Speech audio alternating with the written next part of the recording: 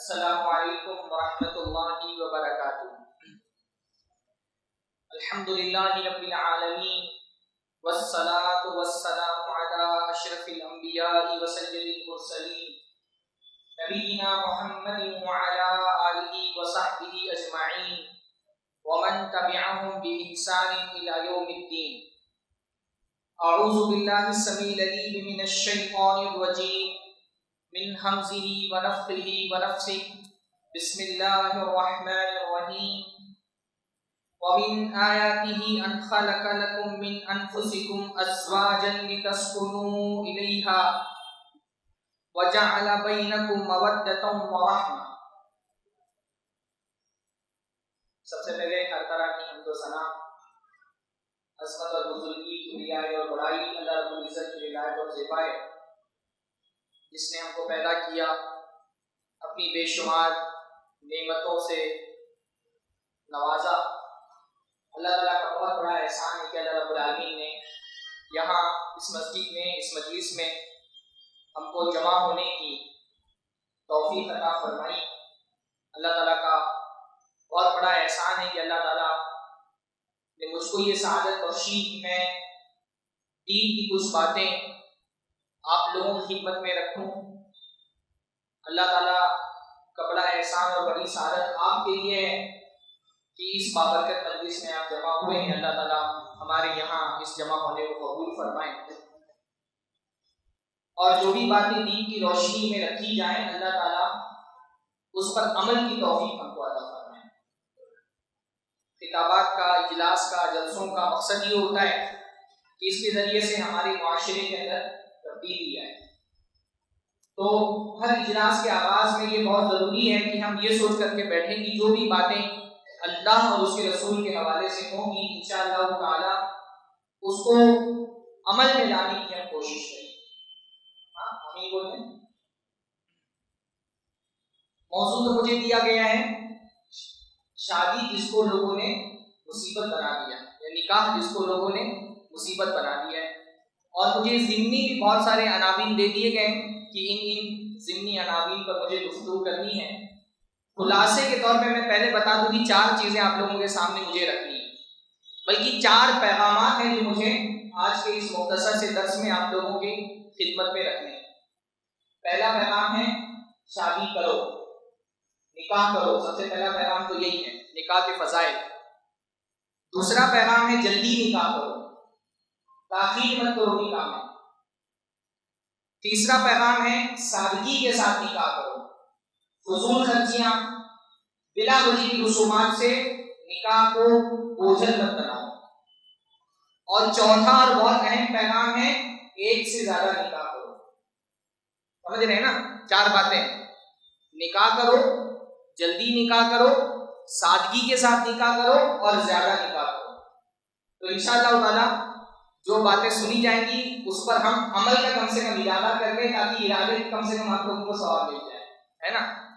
اچھا میں یہ دیکھتا ہوں کہ نکاح کی بات آتی ہے تو کنواروں کے چہرے پر مایوسی چھا جاتی ہے، اور دوسرے نکاح کی بات آتی ہے تو شادی شدہ لوگ ان کی آنکھوں میں چمک آ جاتی ہے۔ ہاں اللہ تعالیٰ برکت دے۔ اللہ کا بڑا احسان ہے کہ اللہ تعالیٰ نے ہم کو اسلام کا پیروکار بنایا ہے۔ اسلام اس زمین پر اللہ تعالیٰ کا واحد مقبول دین ہے، محفوظ دین ہے۔ جیسا دین اللہ رب العالمین نے آسمان سے اپنے نبی پر نازل کیا تھا، آج بھی وہ دین اپنی اصلی شکل میں آج بھی قرآن و سنت کے اندر موجود ہے۔ اور اس دین کی جو بہت ساری خصوصیات ہیں ان میں سے ایک بہت بڑی خصوصیت یہ ہے کہ یہ دین انسان کی فطرت کے موافق ہے، انسان کے فطری تقاضوں کے موافق ہے۔ اولاً تو اس دین کی بہت بڑی خصوصیت یہ ہے کہ دوسرے جو مذاہب ہیں ان مذاہب کی طرح یہ دین محض چند رسموں کا نام نہیں، محض چند عبادتوں کا نام نہیں، یہ دین ایک نظام حیات کا نام ہے۔ اللہ کے نبی صلی اللہ علیہ وسلم نے صرف ہمارے عقیدوں کی اصلاح نہیں کی ہے۔ اللہ کے نبی صلی اللہ علیہ وسلم اس زمین پر جب تشریف لائے تو اللہ کے نبی صلی اللہ علیہ وسلم نے صرف عبادات کے طریقے ہم کو نہیں بتائے، بلکہ زندگی کے جتنے شعبے ہیں ان سارے شعبوں میں دین نے ہماری رہنمائی کر دی ہے۔ کوئی گوشہ ہماری زندگی کا اسلام نے اندھیرے میں نہیں چھوڑا ہے، ہر جگہ ہماری انگلی پکڑ کر کے ہم کو سیدھا راستہ دکھا دیا ہے۔ ان ھذا القرآن یہدی للتی ہی اقوم، اللہ تعالیٰ نے فرمایا کہ یہ قرآن اس راستے کی طرف رہنمائی کرتا ہے جو سب سے درست ترین راستہ ہے، سب سے بہترین راستے کی طرف ہدایت کرتا ہے۔ تو ہمارا دین ہم کو صرف عبادت کے طریقے نہیں سکھاتا، ہمارے دین نے زندگی میں چاہے وہ سیاست کا مسئلہ ہو، چاہے وہ معیشت اور تجارت کا مسئلہ ہو، چاہے وہ کاروبار کا مسئلہ ہو، چاہے وہ معاشرے اور سماج کا مسئلہ ہو، ہمارے دین نے زندگی کے ہر شعبے میں الحمدللہ ہماری رہنمائی کی ہے کہ ہمارے دین میں وسعت کتنی ہے، پھیلاؤ کتنا ہے۔ زندگی کا کوئی مرحلہ ایسا نہیں ہے جہاں پر آدمی کہے کہ یہ میرا پرسنل معاملہ، اس کا تعلق دین سے نہیں۔ کسی بھی مسئلے میں زندگی کے آپ یہ نہیں بول سکتے کہ یہ میرا پرسنل معاملہ ہے، اس کا تعلق دین سے نہیں ہے۔ ایون آدمی جب اپنی بیوی کے ساتھ اکیلے میں ہوتا ہے، خلوت میں، وہاں پر بھی دین نے اس کو کچھ احکامات دیے جس کی اس کو رعایت کرنی ہے۔ وہاں پر بھی نہیں بول سکتا کہ میرا اور میری بیوی کے بیچ کا معاملہ ہے، دین کو اس میں دخل اندازی کی ضرورت نہیں۔ وہاں پر بھی انسان کو دین کے احکام اور تقاضوں کا خیال رکھنا ہے۔ اللہ تعالیٰ کا بڑا احسان ہے کہ اللہ تعالیٰ نے ہم کو کسی اندھیرے میں نہیں رکھا۔ اللہ کے نبی نے فرمایا میں تم کو ایسی روشن چاراہ پر چھوڑ کر کے جا رہا ہوں جس کی راتیں بھی دین کے مانند اجالے والی ہیں۔ ہر مرحلے میں اللہ رب العالمین نے ہماری رہنمائی فرمائی ہے، اور زندگی کے ان بہت سارے مراحل میں ایک مرحلہ ہے ازدواج کا مرحلہ، نکاح کا مرحلہ، شادی کا مرحلہ۔ شریعت نے کمپلیٹ رہنمائی ہماری فرما دی ہے نکاح کے مسائل میں، کہیں پر بھی ہم کو اندھیرے میں شریعت نے نہیں رکھا ہے۔ شریعت نے ہمارے لیے ہمارے دین کے اندر نکاح بھی ہماری شریعت کا حصہ ہے، ہمارے دین کا حصہ ہے۔ نکاح بھی ایک طرح کی عبادت ہے۔ آپ دیکھیں گے اسلام میں اور دیگر مذاہب میں جو بنیادی فرق ہے، اس میں سے ایک فرق یہ بھی ہے کہ دنیا میں جو دیگر مذاہب ہیں ان کے ہاں عورت کے بارے میں یہ تصور ہے کہ جو آدمی عورت سے جتنا دور رہے گا اللہ کے اتنا قریب ہو جائے گا۔ تقوی کا معیار دیگر مذاہب کے اندر کیا ہے کہ اگر تم کو اللہ سے قریب ہونا ہے، بیوی سے دور ہو جاؤ، بچوں سے دور ہو جاؤ، سنیاس لو، جوگی بن جاؤ، جنگلوں میں چلے جاؤ، اللہ اللہ کرو تو تم اللہ کے قریب ہو سکتے ہو۔ ہمارے دین میں اس کا برعکس ہے۔ ہمارے دین میں یہ بتایا گیا ہے کہ اللہ سے اگر قربت حاصل کرنی ہے بیویوں کے قریب ہو جاؤ، جتنا اپنے گھر والوں کے ساتھ اس میں سلوک کرو گے اللہ رب العالمین کی قربت نصیب ہوگی۔ ہمارے دین میں رہبانیت نہیں ہے، جوگی پن نہیں ہے، سنیاسی پن نہیں ہے کہ اللہ رب العالمین سے قریب ہونا ہے تو بیوی سے دور ہونا پڑے گا، بلکہ ہمارے دین میں تو نکاح اپنے آپ میں ایک عبادت ہے، ایک ثواب کا کام ہے۔ اللہ کے نبی صلی اللہ علیہ وسلم کی سنت ہے، اللہ کے نبی صلی اللہ علیہ وسلم کا حکم ہے، انبیاء کی سنت ہے۔ تو اگر کوئی بندہ اللہ تعالیٰ سے قریب ہونا چاہتا ہے تو اللہ تعالیٰ کی قربت حاصل کرنے کے لیے جو کام وہ کر سکتا ہے اس میں سے ایک کام کیا ہے؟ نکاح کرنا۔ اللہ رب العالمین نے یہ جو انسان کی فطری ضرورت ہے، عورت کی ضرورت، عورت کے لیے مرد کی ضرورت، مرد کے لیے عورت کی ضرورت، اس کو ہماری شریعت میں عیب نہیں قرار دیا گیا۔ آپ دیکھیں گے دیگر مذاہب میں جو مذہبی پیشوا ہوتے ہیں، پادری ہیں، پنڈت ہیں، وہ شادی نہیں کرتے۔ کیوں؟ کیونکہ ان کے ہاں شادی ولایت کے خلاف ہے۔ کوئی آدمی اگر شادی کر لے تو وہ اللہ کا ولی نہیں ہو سکتا، اور ہمارے یہاں کسی کو اللہ کا ولی بننا ہے تو وہ زیادہ سے زیادہ شادیاں کرے، ولایت میں اس کا مرتبہ بلند ہوگا انشاءاللہ تعالی شادیاں کرنے سے، کیونکہ یہ انسان کی ضرورت ہے۔ ہمارا دین انسان کی ضرورتوں کا خیال رکھتا ہے۔ اللہ تعالیٰ نے قرآن مجید میں جہاں انسان کی ضرورتوں کا بیان کیا، اس کی فطرت کے تقاضوں کا بیان کیا، تو اللہ تعالیٰ نے سب سے پہلے کیا فرمایا؟ زُيِّنَ لِلنَّاسِ حُبُّ الشَّهَوَاتِ مِنَ النِّسَاءِ وَالْبَنِينَ وَالْقَنَاطِيرِ الْمُقَنطَرَةِ مِنَ الذَّهَبِ وَالْفِضَّةِ۔ کون سی چیزیں انسان کو محبوب ہوتی ہیں؟ بہت ساری چیزوں کا بیان ہوا۔ سب سے پہلے کیا فرمایا؟ زُيِّنَ لِلنَّاسِ حُبُّ الشَّهَوَاتِ مِنَ النِّسَاءِ۔ اللہ تعالیٰ نے انسان کے لیے بہت ساری چیزوں کو محبوب بنا دی ہے، اس میں سب سے پہلے کیا فرمایا؟ عورتوں کی ضرورت، عورتوں کی خواہش اللہ تعالیٰ نے انسان کی فطرت میں ڈال دی ہے۔ شریعت ہماری اس کو عیب نہیں مانتی۔ یہ جو شہوت اللہ تعالیٰ نے رکھی ہے مردوں کے اندر، ہماری شریعت اس کو عیب نہیں مانتی، بلکہ اللہ تعالیٰ نے تو یہ جو رغبت ہے مردوں کی عورتوں کی طرف، اس رغبت کو اللہ تعالیٰ نے اپنی نشانی قرار دیا ہے۔ اللہ نے فرمایا وَمِنْ آيَاتِهِ أَنْ خَلَقَ لَكُم مِّنْ أَنفُسِكُمْ أَزْوَاجًا لِتَسْكُنُوا إِلَيْهَا، اللہ کی بہت ساری نشانیوں میں سے ایک نشانی یہ بھی ہے کہ اللہ نے تمہیں میں سے تمہارا جوڑا بنایا۔ ہر چیز کا ایک جوڑا ہے، صرف اللہ ہی جس کا کوئی جوڑا نہیں ہے، باقی کائنات میں ہر چیز کا اللہ نے جوڑا بنایا ہے۔ مردوں کا جوڑا اللہ نے کس کو بنایا؟ عورت کو بنایا۔ کیوں بنایا؟ اللہ فرماتا ہے لِتَسْكُنُوا إِلَيْهَا، تاکہ تم ان سے سکون حاصل کرو۔ اللہ نے سکون رکھا، اللہ اس کو گناہ نہیں کہتا، اللہ نے اس کو سکون قرار دیا ہے۔ اور آپ سمجھ سکتے ہیں کہ اللہ نے جیسا سکون مردوں کے لیے عورت کے اندر رکھا ہے، ویسا سکون اللہ تعالیٰ نے مردوں میں، یعنی کائنات میں آدمی کے لیے عورت کا بدل کچھ بھی نہیں ہو سکتا، بیوی کا بدل کچھ بھی نہیں ہو سکتا، اللہ نے ایسا سکون رکھا ہے نا۔ جو علامہ اقبال کا بڑا مشہور شعر ہے نا، کیا وجود زن سے ہے تصویر کائنات میں رنگ، عورت کے وجود سے یہ کائنات حسین ہے۔ ایک انسان کی زندگی میں ساری نعمتیں اس کی بھر دی جائیں، عورت کی نعمت سے اگر اس کی زندگی محروم ہے تو اس کی زندگی سادہ ہے، بے سکونی ہے اس کے اندر۔ اللہ تعالیٰ نے عورت میں ایک سکون رکھا ہے۔ اس لیے آپ دیکھیں گے کہ جو نوجوان شادی کی عمر کو پہنچ جاتے ہیں اور ان کی شادی نہیں ہوتی، وہ ایک الگ طرح کے ڈپریشن کا شکار ہوتے ہیں۔ جو سکون کا مطلب کیا ہوتا ہے؟ سکون کا مطلب ہوتا ہے ٹھہراؤ، ہے نا۔ ساکین ہم بولتے ہیں نا کسی چیز کو، ساکین، ساکین کا مطلب کیا ہوتا ہے؟ ایک چیز ٹھہر گئی ہے۔ زندگی میں آدمی نکاح کر لیتا ہے تو کیا ہوتا ہے؟ اس کی زندگی میں ٹھہراؤ آ جاتا ہے۔ کنواروں کے بارے میں بعض سلف نے ایک مثال بیان کی کہ کنوارے جو ہے نا، چٹیل میدان میں جہاں تیز ہوائیں چل رہی ہوں، اس میں کوئی سوکھا پتا اگر گرا ہوا ہو نا، سوکھے پتے کی کیا حالت ہوتی ہے؟ ادھر جنوب میں ہوا چلی تو جنوب میں اڑ گیا، شمال میں ہوا چلی تو شمال میں اڑ گیا۔ کنوارے کی حالت معاشرے میں اسی سوکھے پتے کی طرح ہوتی ہے، کبھی یہاں بھاگ رہا ہے، کبھی وہاں بھاگ رہا ہے، کبھی فتنوں کی ہوائیں اس کو یہاں لے کر کے جا رہی، کبھی وہاں لے کر کے جا رہی ہے، کبھی سوچ رہا ہے فلاں لڑکی سے شادی کر لوں، فلاں لڑکی سے شادی کر لوں۔ اس کی زندگی میں ٹھہراؤ نہیں ہوتا، کنواروں کی زندگی میں بے سکونی ہوتی ہے۔ اللہ نے فرمایا تمہارے لیے اللہ نے سکون رکھا ہے، وَجَعَلَ بَيْنَكُمْ مَوَدَّةً وَرَحْمَةً، اور اللہ تعالیٰ نے تمہارے اور ان کے درمیان میں کیا ڈال دی ہے؟ محبت ڈال دی ہے، رحمت ڈال دی ہے۔ تو اللہ نے عبادت بنایا ہے، ان عورتوں سے نکاح کرنے کو عبادت بنایا ہے۔ اللہ کے نبی صلی اللہ علیہ وسلم کی سنت ہے کہ اللہ کے نبی نکاح کرتے تھے۔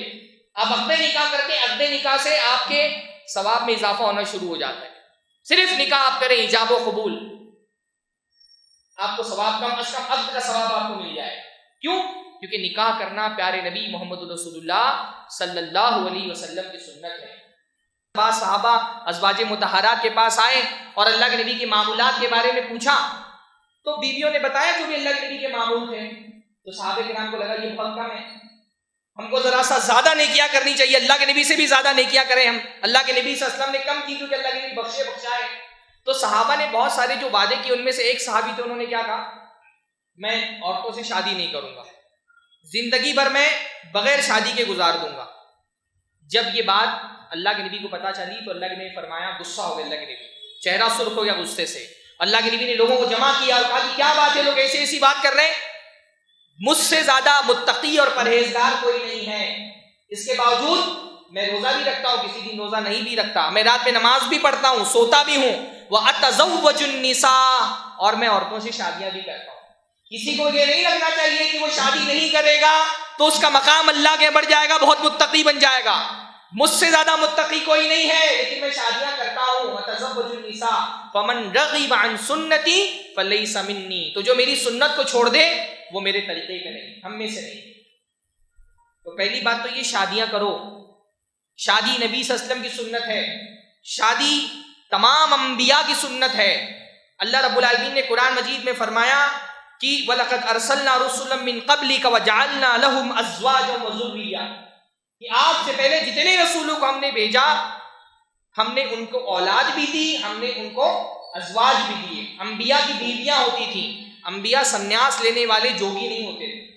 تو نکاح کرنا نبی کی بھی سنت، نکاح کرنا انبیاء کی بھی سنت، اور نکاح کرنے کا حکم بھی اللہ کے نبی صلی اللہ علیہ وسلم نے دیا. فرمایا تزوج الودود الولود، زیادہ محبت کرنے والی اور زیادہ بچے دینے والی عورتوں سے شادی کرو. نبی نے حکم دیا شادی کرو. نبی نے اپیل کی اپنی امت والوں سے شادیاں کرو، شادی کر کے بچے پیدا کرو تاکہ اس امت میں کثرت ہو، اضافہ ہو امت کے اندر. شادیاں کرنے کا حکم دیا. آپ بتائیے اگر اللہ کے نبی صلی اللہ علیہ وسلم بنفس نفیس اس مجلس میں ہمارے موجود ہوتے اور اللہ کے نبی صلی اللہ علیہ وسلم نوجوانوں سے اپیل کرتے شادیاں کرو اور بچے زیادہ پیدا کرو، فإنی مکاثر بکم الامما، کیونکہ قیامت کے دن تمہاری کثرت پر مجھے فخر ہوگا، میں فخر کروں گا تمہاری کثرت پر. تو کیا ہم اللہ کے نبی صلی اللہ علیہ وسلم کی اس اپیل کو اگنور کرتے ہیں؟ نوجوانوں سے اللہ کے نبی صلی اللہ علیہ وسلم نے اپیل کی ہے جلدی شادی کرو، نکاح کرو زیادہ بچے دینے والی اور محبت کرنے والی عورتوں سے. تو نکاح مجھے سمجھ میں نہیں آتا، آدمی دنیا کے پیچھے ہمارا نوجوان اتنا بھاگ رہا ہے، اس کو کریئر بنانا ہے، اس کو بڑا کاروبار کرنا ہے. ہاں ہمارے یہاں کیا کہا جاتا ہے، لڑکا اپنے پیروں پہ کھڑا ہو جائے گا اس کے بعد نکاح کرے گا، اور پیروں پہ کھڑا کرتے کرتے بیچارے کو اس عمر میں پہنچا دیتے جہاں اس کے گھٹنے میں درد شروع ہو جاتا ہے. ہاں کس عمر میں؟ میں آج کل نکاح پڑھا رہا ہوں، لڑکوں کی عمریں دیکھنے میں آتی ہیں 30 32 35، یہ حالت ہے. 30 سال 32 سال کے بعد لڑکوں کی نکاح ہو رہے ہیں. آپ کے اورنگ آباد کی صورتحال مجھے نہیں پتا، تو دیکھنے میں یہ آ رہا ہے کہ جو طبقہ جتنا زیادہ مالدار ہے اس کے یہاں نکاح کرنے کا رجحان اتنی تاخیر سے. غریب بندہ وہ 16 17 18 20 سال کی عمر میں شادیاں ہو جا رہی غریبوں کی، ان کو نہیں فکر ہے.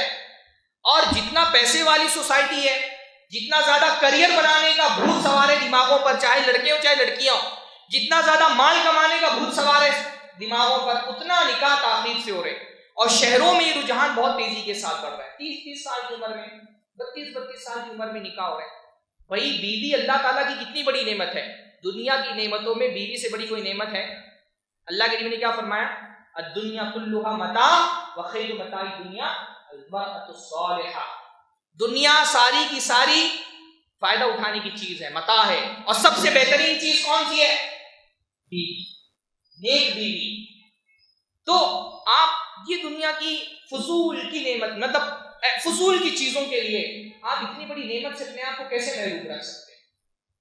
تو اللہ تعالیٰ نے عورت کو بھی بہترین متاع قرار دیا، اور اللہ کے نبی صلی اللہ علیہ وسلم نے عورت کے لیے بھی شوہر کو بہترین چیز قرار دیا. یعنی اللہ کے نبی صلی اللہ علیہ وسلم نے ایک عورت کو دیکھا، کہا کہ کیا تمہارا کوئی شوہر ہے؟ تو ہاں ہے، میرا شوہر ہے. تو اللہ کے نبی نے فرمایا تو اس کی اطاعت کرو، فَإِنَّهُ جَنَّتُكِ وَنَارُكِ، کیونکہ تمہارا شوہر ہی تمہاری جنت ہے اور تمہارا جہنم ہے. یعنی شوہر کی اطاعت کرو گی تو کیا ہوگا؟ جنت میں جاؤ گے، اور شوہر کی نافرمانی کرو گی تو کیا ہوگا؟ جہنم میں جاؤ گے. شوہر کو جنت میں جانے کا ذریعہ بتایا اللہ کے نبی صلی اللہ علیہ وسلم. یعنی اس بہت مشہور حدیث ہے نا، اللہ نے فرمایا کوئی عورت اپنے شوہر کی فرما برداری کرے، 5 وقت کی نمازیں پڑھ لے، روزہ رکھ لے، جو دین کے بنیادی احکام ہے اس پر عمل کرے، اور جنت کے جس دروازے سے داخل ہونا چاہے جنت میں داخل ہو جائے. تو نکاح اتنی بڑی نعمت ہے، نعمتوں کے معاملے میں ہم کو کوشش کیا کرنا چاہیے؟ تیزی، نعمت جلدی حاصل کرنے کی کوشش کرنی چاہیے. ہمارے یہاں نکاح میں تاخیر کا مسئلہ نہیں رہ گیا ہے، آہستہ آہستہ یہ فتنہ بن گیا ہے.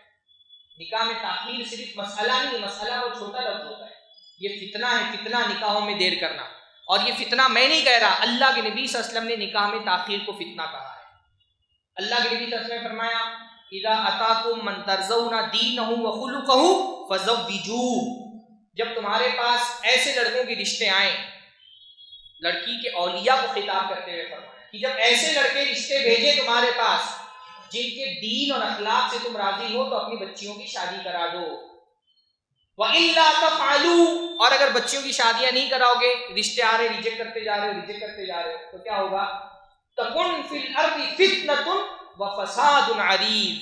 اللہ کے نبی نے فرمایا اگر رشتے ٹائم پر نہیں کرو گے زمین پر فتنہ ہوگا. میرا لفظ نہیں فتنہ، اللہ کے نبی نے کہا فتنہ ہوگا.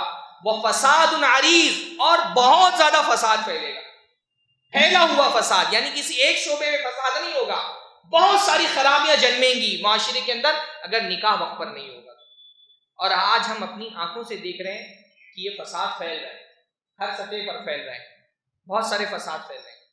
ہمارا دین کسی بھی عمر میں، شادی کی عمر ہو گئی، آدمی بالغ ہو گیا، بالغ ہونے کے بعد ہمارے دین کی تعلیم یہ ہے کہ بندے کا نکاح. اچھا ہمارے یہاں سوال ہوتا ہے کہ علماء کہتے ہیں وقت پر شادی کر دو، تو وقت پر شادی کرنے کی عمر کیا ہے؟ یعنی وقت کون سا ہے شادی کرنے کا؟ کون سی عمر ہے جس میں شادی کر لینے کا مطلب وقت پر شادی کرنا ہے؟ بہت سارے لوگ سوال کرتے ہیں کہ جلدی شادی کرنے کا مطلب کب، کس عمر میں شادی کرنی چاہیے؟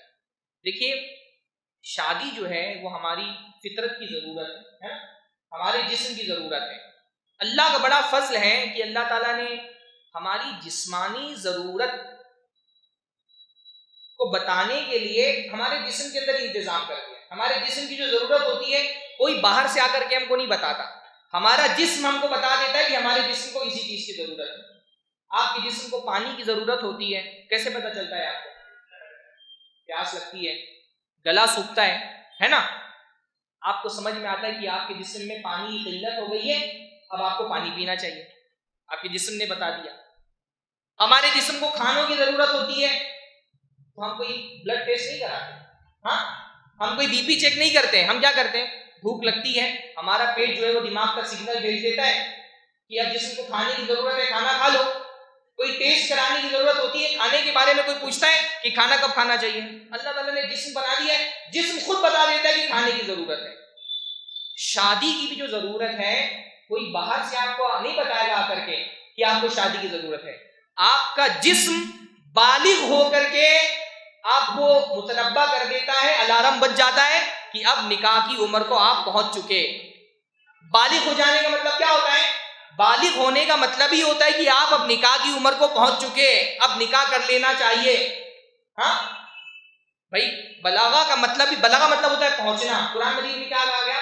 حتی اذا بلغوا النکاح، جب بچے نکاح کی عمر کو پہنچ جائیں. بالغ مطلب ہی ہوتا ہے کہ یہ بندہ نکاح کی عمر کو پہنچ چکا ہے. نوجوان بالغ ہو گیا، خواب اس کو آنے لگے، خواب اس کو ستانے لگے، اب اس کا مطلب اس کا جسم تقاضا کر رہا ہے کہ اس کو ساتھی چاہیے. کوئی جسم نے اپنا تقاضا رکھ دیا ہے، لڑکی بالغ ہو گئی، اس کے پیریڈ شروع ہو گئے، اس کا مطلب اس کے جسم نے تقاضا کر دیا کہ یہ عورت، یہ لڑکی اب شادی کے لائق ہو چکی ہے. اس کے اندر جو ایک ممتا کا جذبہ ہے وہ پیدا ہو چکا ہے، اور یہ ممتا کا جذبہ اب تقاضا کر رہا ہے کہ اس کا نکاح کر دیا جائے، یہ ماں بن جائے، اب اس کی گود ہری ہونی چاہیے. جسم بتا دیتا ہے. بالغ ہو جانے کا مطلب اب نکاح کرا دینا چاہیے. جسم نے خود بتا دیا کہ نکاح کی عمر ہو گئی. باہر سے آ کر کے آپ کو کوئی نہیں بتائے گا کہ اب نکاح کی عمر ہو گئی. اور نکاح کی عمر ہو جائے تو فوراً نکاح کراؤ، ورنہ اللہ کے نبی نے کیا فرمایا؟ تکن فی الارض فتنہ، زمین پر فتنہ پھیلے گا. بے حیائی کا فتنہ، سب سے بڑا فتنہ، نکاح میں تاخیر کرنے کی وجہ سے سب سے بڑا فتنہ بے حیائی کا فتنہ، زنا کا فتنہ. آج فحاشی عام ہے، آج بے حیائی عام ہے، اس کا بہت بڑا سبب نکاحوں میں تاخیر کرنا ہے. آپ دیکھیے کہ ہمارے یہاں پر نکاح 33, 34, 35 سال کی عمر میں ہو رہے ہیں. نکاح کی ضرورت آدمی کی شروع ہو جاتی ہے 17 سال، 18 سال، 19 سال، 20 سال بہت زیادہ ہو گیا ہے. اب 20 سال میں جس نوجوان کی نکاح کی ضرورت شروع ہو گئی، اس کو آپ 30 سال تک کے بغیر نکاح کے بٹھا کر کے رکھیں گے ایسے معاشرے میں جس معاشرے میں تقوی نہیں ہے، دینداری نہیں ہے، بلکہ اس کے برعکس گناہوں کے راستے کھلے ہوئے ہیں. ہر جگہ پر انسان کی شہوتوں کو بھڑکا کر کے اس کو بھیڑیا بنانے کی کوشش کی جا رہی ہے نا. معاشرے میں ایک تو صحابہ کرام کا زمانہ تھا، دیندارانہ معاشرہ تھا، اس معاشرے میں انسان کی شہوتوں کو بھڑکانے کے اتنے اسباب نہیں تھے جتنے آج ہمارے دور میں. آدمی گھر سے باہر نکلتا ہے، سڑکوں پر بے حیائی کے ایسے نمونے ہیں، شادی شدہ آدمی کے لیے ضبط کرنا مشکل ہو جاتا ہے.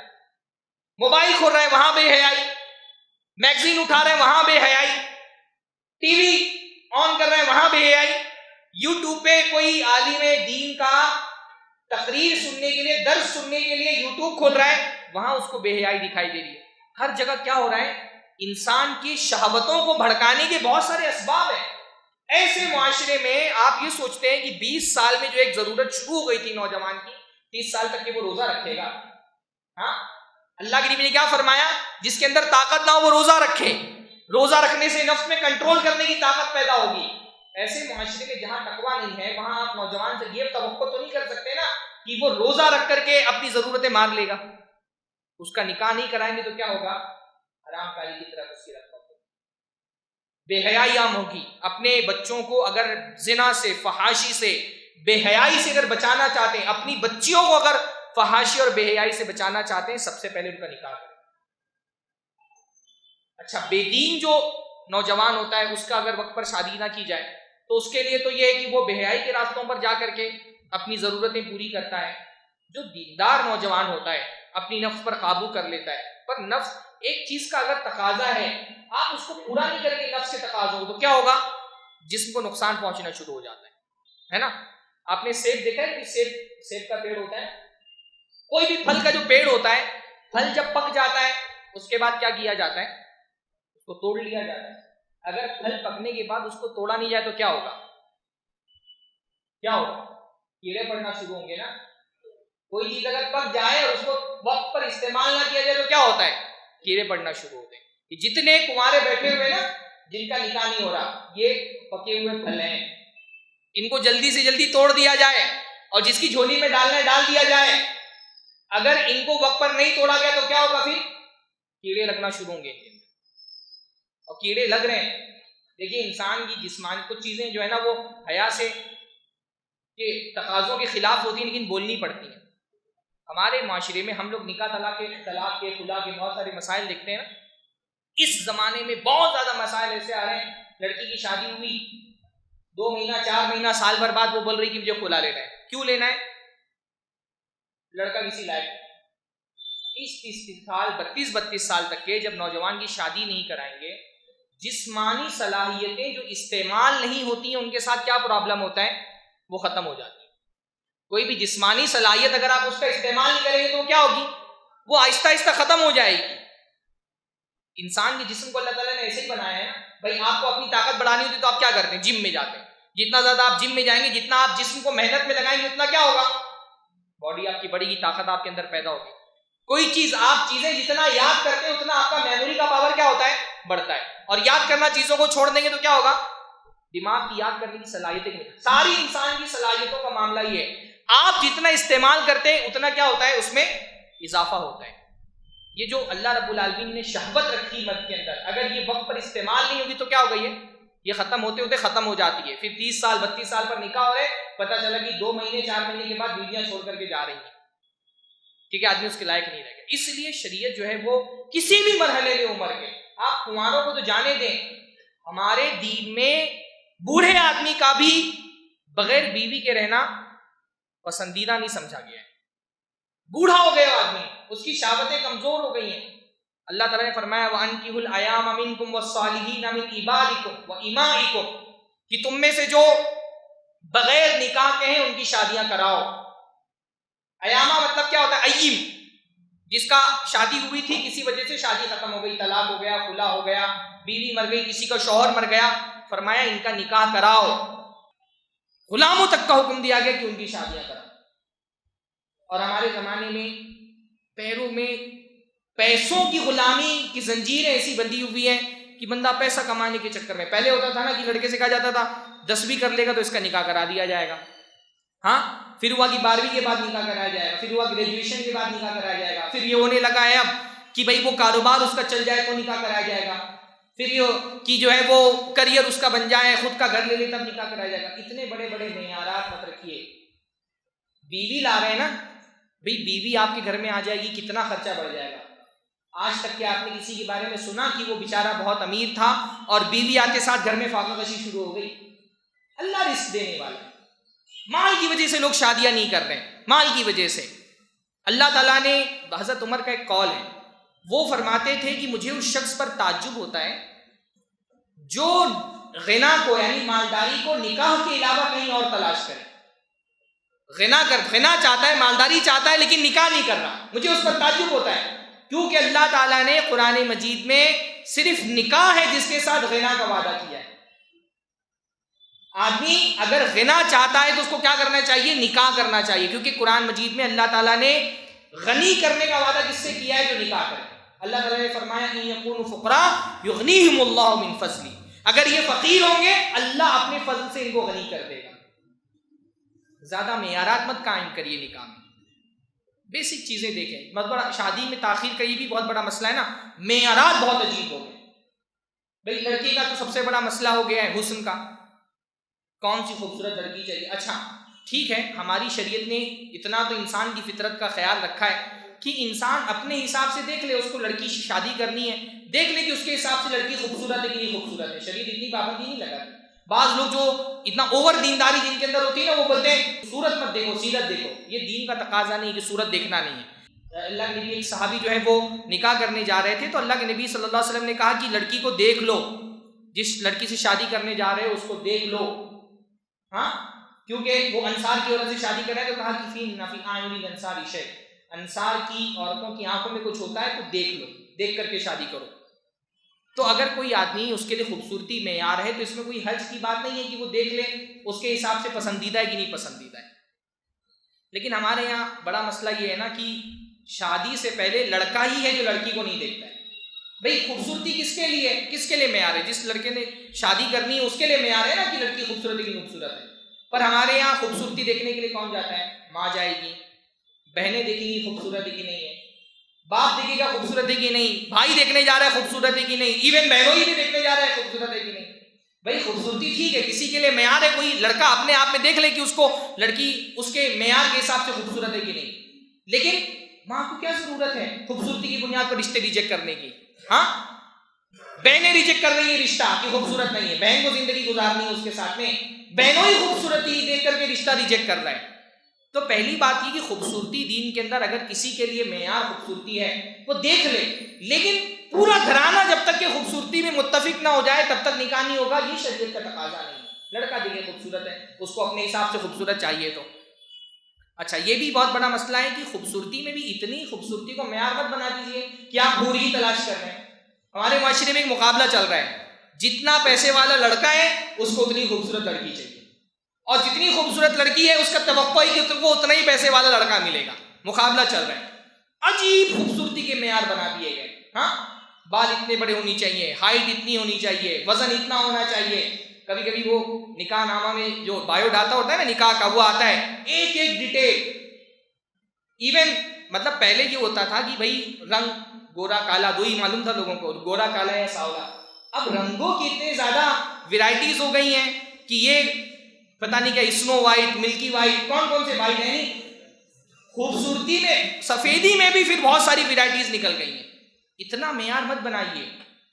عورت کتنی بھی, یعنی ٹھیک ہے انسان خوبصورت لڑکی تلاش کرتا ہے, ہمارے دین نے اس کو منع نہیں کیا ہے, لیکن اس حد تک کہ آپ معیار بنا دیں کہ آپ کے معیار کو کوئی لڑکی نہیں مل رہی ہے, پھر وہی صورتحال ہو جائے گی نا کہ ایک صاحب جو ہے وہ ہمارے گاؤں کے تھے, تو جب کنوارگی ان کی عمر کو پہنچے, بلوغت کی عمر کو, تو انہوں نے 10 شرطیں لگائیں کہ ان 10 شرطوں میں کوئی لڑکی ملے گی تو وہ کہتا ہے تلک عشرۃ کاملہ, یہ 10 شرطیں ہیں, ان 10 شرطوں میں کوئی لڑکی ملے گی تو میں نکاح کروں گا.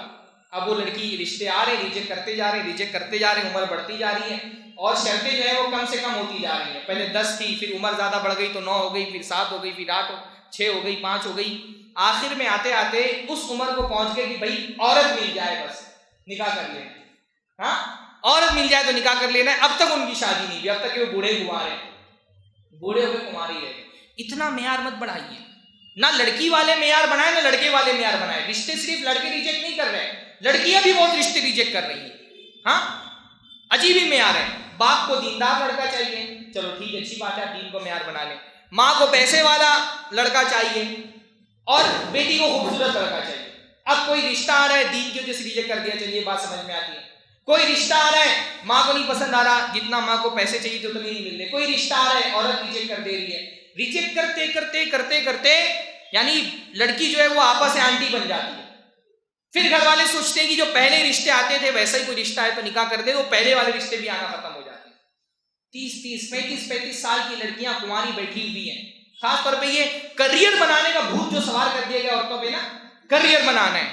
ابھی لڑکی کی شادی نہیں کرنا ہے, کیوں؟ ڈگری حاصل کرنی ہے, BA کرے گی, MA کرے گی, PhD کر رہی ہے, ڈاکٹر بن رہی ہے. اب وہ کریئر بناتے بناتے ماں بننے کی عمر اس کی ختم ہو جاتی ہے. لڑکی کا سب سے بڑا کریئر تو یہ کہ وہ اچھی ماں بن جائے. اعلیٰ ڈگریاں حاصل کرنا لڑکی کا کریئر نہیں ہے. اچھا کریئر یہ ہے کہ وہ نیک صالح دیندار لڑکوں کی ماں بنے. لڑکی کا کریئر یہ ہے کہ وہ اچھے شوہر کی بیوی بن جائے، وہ کریئر ہے اس کا۔ یہ کریئر کی خباثت سرمایہ دارانہ نظام نے ہماری بچیوں کے دماغ میں ڈال دیا ہے کہ اعلیٰ ڈگری حاصل کرنا کریئر ہے، بڑی زیادہ تعلیم حاصل کر لینا کریئر ہے۔ کریئر وہ نہیں، ٹھیک ہے ہمارے معاشرے میں ایک خاص تعداد میں کچھ خاص فنون میں تعلیم یافتہ لڑکیاں ہم کو چاہیے، لیکن یہ کون سی تعلیم ہے جس کی وجہ سے لڑکیوں کی عمر نکل جا رہی ہے شادی کی؟ عجیب عجیب طرح کے بہانے ہیں ہمارے معاشرے کے اندر۔ بعض نوجوان شادی نہیں کر رہے ہیں، کیوں؟ کہہ رہے ہیں کہ وہ بہن کی شادی ہو جائے گی اس کے بعد کریں گے۔ یہ بھی بہت عام بہانہ ہے ہمارے کہ بہن کی شادی ہو جائے گی اس کے بعد شادی کریں گے۔ کسی نوجوان سے پوچھو کیوں نہیں کر رہے، ارے بھائی پہلے بہن کی ہو جائے پھر کریں گے۔ اس نوجوان سے پوچھو کیوں نہیں شادی کر رہے، پہلے بہن کی ہو جائے گی پھر کریں گے۔ تو بھائی سب اپنی بہن کے انتظار میں بیٹھے ہوئے، تو بہنوں سے شادی کون کرے گا؟ تم اس کی بہن سے شادی کرو، تمہاری بہن سے شادی کرے گا، سب کی شادی ہو جائیں گی۔ ہر آدمی سے انتظار میں کہ میری بہن کی ہو جائے گی تو میں کروں گا، تو تم بھی شادی نہیں کر رہے، تم بھی شادی نہیں کر رہے، تو بہنوں سے شادی کون کرے گا جب سارے بھائی کنوارے ہی بیٹھے رہیں گے؟ اس کو کوئی معیار مت بنائیے کہ بہن کی شادی ہو جائے گی اس کے بعد شادی کریں گے۔ برادری کا معیار ہے، الگ الگ طرح کے معیارات ہیں، معیارات ہلکے رکھیے۔ تو جلد از جلد نکاح کریے، جلدی نکاح کرنے سے آدمی کا ایمان محفوظ ہو جاتا ہے۔ اسی طرح سے نکاح سادگی کے ساتھ کریں۔ ہمارا دین آسان ہے نا، اللہ تعالیٰ نے جو دین ہم کو دیا ہے وہ آسان ہے، اور ہمارے دین ہی کا حصہ کیا ہے؟ نکاح۔ تو جیسے ہمارا دین آسان ہے ویسے ہی نکاح بھی ہمارے دین کے اندر کیا ہے؟ اللہ تعالیٰ نے بہت آسان رکھا ہے۔ نکاح کس چیز کا نام ہے؟ لڑکے نے لڑکی کو خطبہ دیا، خطبہ کون دیتا ہے؟ رشتے کا پیغام کون بھیجے گا؟ لڑکا بھیجے گا۔ یہ بھی ہمارے معاشرے کے اندر بہت بڑا مسئلہ ہے۔ اب صورتحال معاشرے کی ایسی ہو گئی ہے کہ لڑکا رشتے نہیں تلاش کر رہا، لڑکی کے پاس تو بایو ڈیٹا بھرے ہوئے ہیں، اب لڑکیاں تلاش کر رہی ہیں۔ حالانکہ جو اسلامی سماج ہوتا ہے اس میں رشتہ کون تلاش کرتا ہے؟ ان تبتغوا باموالکم، اللہ تعالیٰ نے مردوں سے کہا کہ تم اپنا مال لے کر کے رشتے تلاش کرو۔ اللہ کے نبی کے زمانے میں رشتوں کے پیغامات کون بھیجتے تھے؟ مرد بھیجتا تھا، عورتوں کے پاس رشتوں کے پیغام بھیجے جاتے تھے۔ ہاں ٹھیک ہے، کبھی کسی صورت میں کوئی لڑکی والا بھی اپروچ کر سکتا ہے لڑکیوں کو کہ میری بیٹی سے آپ شادی کر لیں، یا کسی اس کے باپ سے کہہ دے کہ اپنے بیٹے کی شادی میری بیٹی سے کرا دیں، لیکن اصل کیا ہے؟ پیغام کس کی طرف سے جانا چاہیے؟ پیغام جانا چاہیے لڑکے کی طرف سے۔ لیکن ہمارے یہاں کیوں نہیں ہو رہا؟ ابھی انشاءاللہ میں آگے اس پر بات کروں گا۔ تو کیا ہے؟ لڑکے نے پیغام بھیجا، لڑکی کے گھر والوں کو، لڑکی کے ولی کو بھیجا، لڑکی کے ولی کو سمجھ میں آ گیا، اس نے کہا چلو نکاح کر لیتے ہیں۔ ایک مجلس ہو گئی، مجلس میں کیا ہوا؟ لڑکی کے والد نے لڑکے سے کہا کہ میں اپنی بیٹی تمہارے نکاح میں اتنے مہر کے عوض دے رہا ہوں۔ لڑکے نے بول دیا مجھے قبول ہے، ہو گیا نکاح۔ ہمارے دین میں نکاح اتنا سادہ ہے، یہ اللہ کے نبی صلی اللہ علیہ وسلم کی سنت ہے نکاح کی۔ اللہ تعالیٰ نے 1 روپے کا بوجھ بھی عورتوں کے ذمے نہیں ڈالا، لڑکی والوں کے ذمے نہیں ڈالا۔ جتنا بھی مال خرچ کرے گا کون خرچ کرے گا؟ شوہر خرچ کرے گا، مہر وہ دے گا، ولیمہ وہ کرائے گا، 2 ہی خرچ ہے۔ مہر کون دے گا؟ لڑکا دے گا۔ ولیمہ کون کرائے گا؟ لڑکا کرائے گا۔ اللہ تعالیٰ نے عورتوں کے ذمے کوئی بوجھ نہیں ڈالا، بس اتنا صحیح نکاح کا معاملہ ہے۔ یہ نبی صلی اللہ علیہ وسلم کی نکاح کی سنت ہے، اور ہمارے معاشرے کے اندر نبی صلی اللہ علیہ وسلم کی نکاح کی سنت صرف کارڈ پر لکھی ہوتی ہے، النکاح من سنتی، شادی کارڈ پر النکاح من سنتی لکھا ہے، باقی پورے نکاح میں کہیں پر بھی اللہ کے نبی کی سنت دکھائی نہیں دیتی۔ شادی ہونے سے 4 مہینہ پہلے سے ہی ساری رسمیں شروع ہو جاتی ہیں۔ ہاں ہلدی مہندی ہو رہی ہے، کیا بری کی رسم ہو رہی ہے، ڈی جے بج رہے ہیں، گانے گائے جا رہے ہیں، ناچ ہو رہا ہے، زنخوں کو لا کر کے نچایا جا رہا ہے، کتنی رسومات ہیں معاشرے کے اندر۔ یعنی ان رسومات کے ذریعے سے ہم نے نکاح کو معاشرے کے اندر کتنا بوجھل اور مصیبت والا بنا کر کے رکھ دیا ہے۔ میں یہ دیکھتا ہوں نا کہ بہت سارے لوگوں سے اگر پوچھا جائے کہ بھائی تم نے اتنی زندگی میں کیا کیا، تو آدمی جو زندگی میں اچیومنٹ اپنے گناتا ہے نا کہ بھائی میں نے پڑھائی کی، 2 بہنوں کی شادیاں کرائی، 2 بیٹیوں کی شادی کرائی، گھر بنوایا، اماں ابا کو حج کرایا، بڑے بڑے اچیومنٹ جو گناتے ہیں اس میں سے نکاح کرانا ہو گیا۔ نکاح کرانا معاشرے کے اندر اتنا مشکل ہو گیا ہے اپنی بچیوں کا نکاح کرانا کہ آدمی کو لگتا ہے کہ میری زندگی کا بہت بڑا اچیومنٹ ہے کہ 2 بہنوں کی شادیاں کرا لے گیا، میں 2 بیٹیوں کی شادی کرا دیا، بہت بڑا اچیومنٹ ہے میرا، بہت مشکل کام تھا، جو ایک پہاڑی تھی میں نے سر کر دی۔ شریعت نے نکاح کو کتنا آسان کیا تھا، ہم نے نکاح کو کتنا بوجھل بنا دیا۔ ہم مسلمان اپنے آپ کو کہتے ہیں نا، اسلام کا ہمارا دین ہونے پر ہم فخر محسوس کرتے ہیں، پر اسلام ہمارا صرف مسجدوں کے اندر ہے، مسجد میں آ کر کے ہم مسلمان ہو جاتے ہیں۔ ورنہ آپ کسی شادی ہال میں چلے جائیں، کسی کافر اور مسلمان کی شادی میں کوئی فرق نہیں لگے گا سوائے ایجاب و قبول کے۔ صرف ایجاب و قبول ہمارے یہاں ہوتا ہے، ان کے یہاں پھیرے لگائے جاتے ہیں. باقی ساری رسمیں، ساری خرافات جیسے ان کے یہاں ہو رہی ویسے ہمارے یہاں ہو رہی. 5 لاکھ کم از کم ہمارے ممبئی میں، یہاں کا بجٹ نہیں مجھے پتا، ممبئی میں ایک لڑکی کی شادی کا خرچہ کتنا ہے؟ کم سے کم 5 لاکھ. ہاں، سارا سب کچھ جھنجٹ ملا کر کے 1 لاکھ تو کم سے کم ڈیکوریشن اور ہال میں ہی چلا جاتا ہے. 1 لاکھ کا خالی ڈیکوریشن اور ہال میں خرچہ جاتا ہے. 5 لاکھ خرچہ ہے. اور زنا، بدکاری، فحاشی، بے حیائی چند ہزار روپے میں ہو جا رہی ہے. لو میرج، کورٹ میرج 100 روپے کے اسٹمپ پیپر پہ ہو جا رہے ہیں. اور ارینج میرج کرنا ہو رہا ہے تو 5 لاکھ روپے خرچہ کرنے پڑتے ہیں. پھر ہم سوچتے ہیں فحاشی کیوں پھیل رہی ہے، بے حیائی کیوں پھیل رہی ہیں، مسلمان لڑکیاں مرتد کیوں ہو رہی ہیں؟ مسلمان لڑکیاں مرتد نہیں ہوں گی. ہاں، آج ہم کو اس کی بہت شکایت ہے کہ مسلمان لڑکیاں مسلمانوں کو چھوڑ کر کافروں کے ساتھ بھاگ کر کے نکاح کر رہی ہیں. غصہ آتا ہے ہم کو کہ جب ہم سنتے ہیں نا کہ کوئی مسلمان لڑکی اور وہ کسی کافر کے ساتھ بھاگ گئی تو ہم کو غصہ آتا ہے. دیکھ لیتے ہیں کسی مسلمان لڑکی کو کافر لڑکے کے ساتھ تو پکڑ کر کے پیٹ دیتے ہیں. اگر آپ کا غصہ سچا ہے تو یہ غصہ اپنی شادی کے وقت دکھائیے. بولیے اپنے ابا سے کہ نہیں لوں گا جہیز میں، نہیں لے کے جاؤں گا بارات، نہیں لگاؤں گا فضول کی رسمیں، سادگی کے ساتھ شادی کروں گا. وہاں غصہ دکھائیے اگر آپ کا غصہ سچا ہے. آپ ہندوستان کا سروے کر لیں، سب سے زیادہ ارتداد کے مسئلے آپ کو انہی علاقوں میں ملیں گے جن علاقوں میں شادیاں مہنگی ہیں. حیدرآباد میں شادیاں دیکھ لیں کتنی مہنگی ہیں. حیدرآباد میں ارتداد کا تناسب دیکھیں کتنا زیادہ ہے. ساؤتھ کی طرف جتنا زیادہ شادیاں مہنگی اتنا ہی مسلمان لڑکیاں مرتد ہو رہی ہیں. اب وہ بندہ جو رکشہ چلا رہا ہے، 5 بیٹیاں اس کے گھر میں بیٹھی ہوئی نکاح کے لائق، کیسے کرے گا وہ اپنی بچیوں کی شادی؟ ایک نکاح پہ 5 لاکھ 10 لاکھ روپیہ خرچے ہو رہے. نکاح تو چھوڑیے، بعض لوگ فخر سے آ کر کے مجھ کو بتاتے ہیں مولانا اپنی بیٹی کی منگنی کرائی 3 لاکھ روپیہ خرچہ کیا. جیسے لگتا ہے کتنی بڑی نیکی کا کام کرتی ہے. آ کر کے فخر سے بتا دیں 3 لاکھ روپیہ خرچہ آیا. تو دین کہاں ہے ہمارے یہاں؟ اللہ نے فرمایا ادخلوا فی السلم کافہ، دین میں پورے کے پورے داخل ہو جاؤ. صرف نمازوں میں دین نہیں ہونا چاہیے، صرف رمضان میں دین نہیں ہونا چاہیے، تمہاری شادیوں میں بھی دین ہونا چاہیے. شادیوں میں دین کہاں ہے؟ ہم اپنے آپ کو اہل حدیث بولتے ہیں، اہل سنت والجماعت بولتے ہیں. کون سی حدیث میں؟ یہ کون سی حدیث کے مطابق شادیاں ہو رہی ہیں ہماری؟ ہاں، منہج منہج منہج. کیا اللہ کے نبی صلی اللہ علیہ وسلم کا منہج صرف نماز کے لیے ہے؟ ہاں، صرف نماز میں نبی صلی اللہ علیہ وسلم کا منہج ہے؟ کیا اللہ کے نبی نے نکاح کرنے میں منہج ہم کو نہیں دیا ہے؟ ہاں، نکاح میں کوئی منہج ہونا چاہیے کہ نہیں ہونا چاہیے؟ کہ اللہ کے نبی نے نکاح کا منہج ہم کو نہیں دیا ہے؟ اہل سنت ہے، میں اپنے آپ کو کہتے ہیں. نبی صلی اللہ علیہ وسلم کی سنت کیا صرف نمازوں میں ہی ہے؟ نکاح میں نبی صلی اللہ علیہ وسلم کی سنت ہم کہاں بھول جاتے ہیں؟ نکاح بھی نبی صلی اللہ علیہ وسلم کی سنت کے مطابق کریں. ہاں، اگر واقعتاً اہل الحدیث ہیں تو رفع الیدین کے بارے میں آپ کو حدیث یاد ہے، آمین بالجہر کے بارے میں ہم حدیث کو فالو کرتے ہیں. اور نکاح کے بارے میں حدیثیں کہاں چلی جاتی ہیں؟ ہم کہتے ہیں کہ اللہ کے نبی صلی اللہ علیہ وسلم ہمارے لیے اسوہ ہیں. اللہ کے نبی صلی اللہ علیہ وسلم جس طرح نمازوں میں ہمارے لیے اسوہ ہیں، جس طرح روزوں میں ہمارے لیے اسوہ ہیں، جس طرح عبادتوں میں ہمارے لیے اسوہ ہیں، کپڑا پہننے میں ہمارے لیے اسوہ ہیں، داڑھی رکھنے میں ہمارے لیے اسوہ ہیں، ویسے نکاح کرنے میں بھی اللہ کے نبی صلی اللہ علیہ وسلم ہمارے لیے اسوہ ہیں. جب نکاح کی بات آتی ہے تو نبی صلی اللہ علیہ وسلم کے اسوہ کو ہم بھول جاتے ہیں.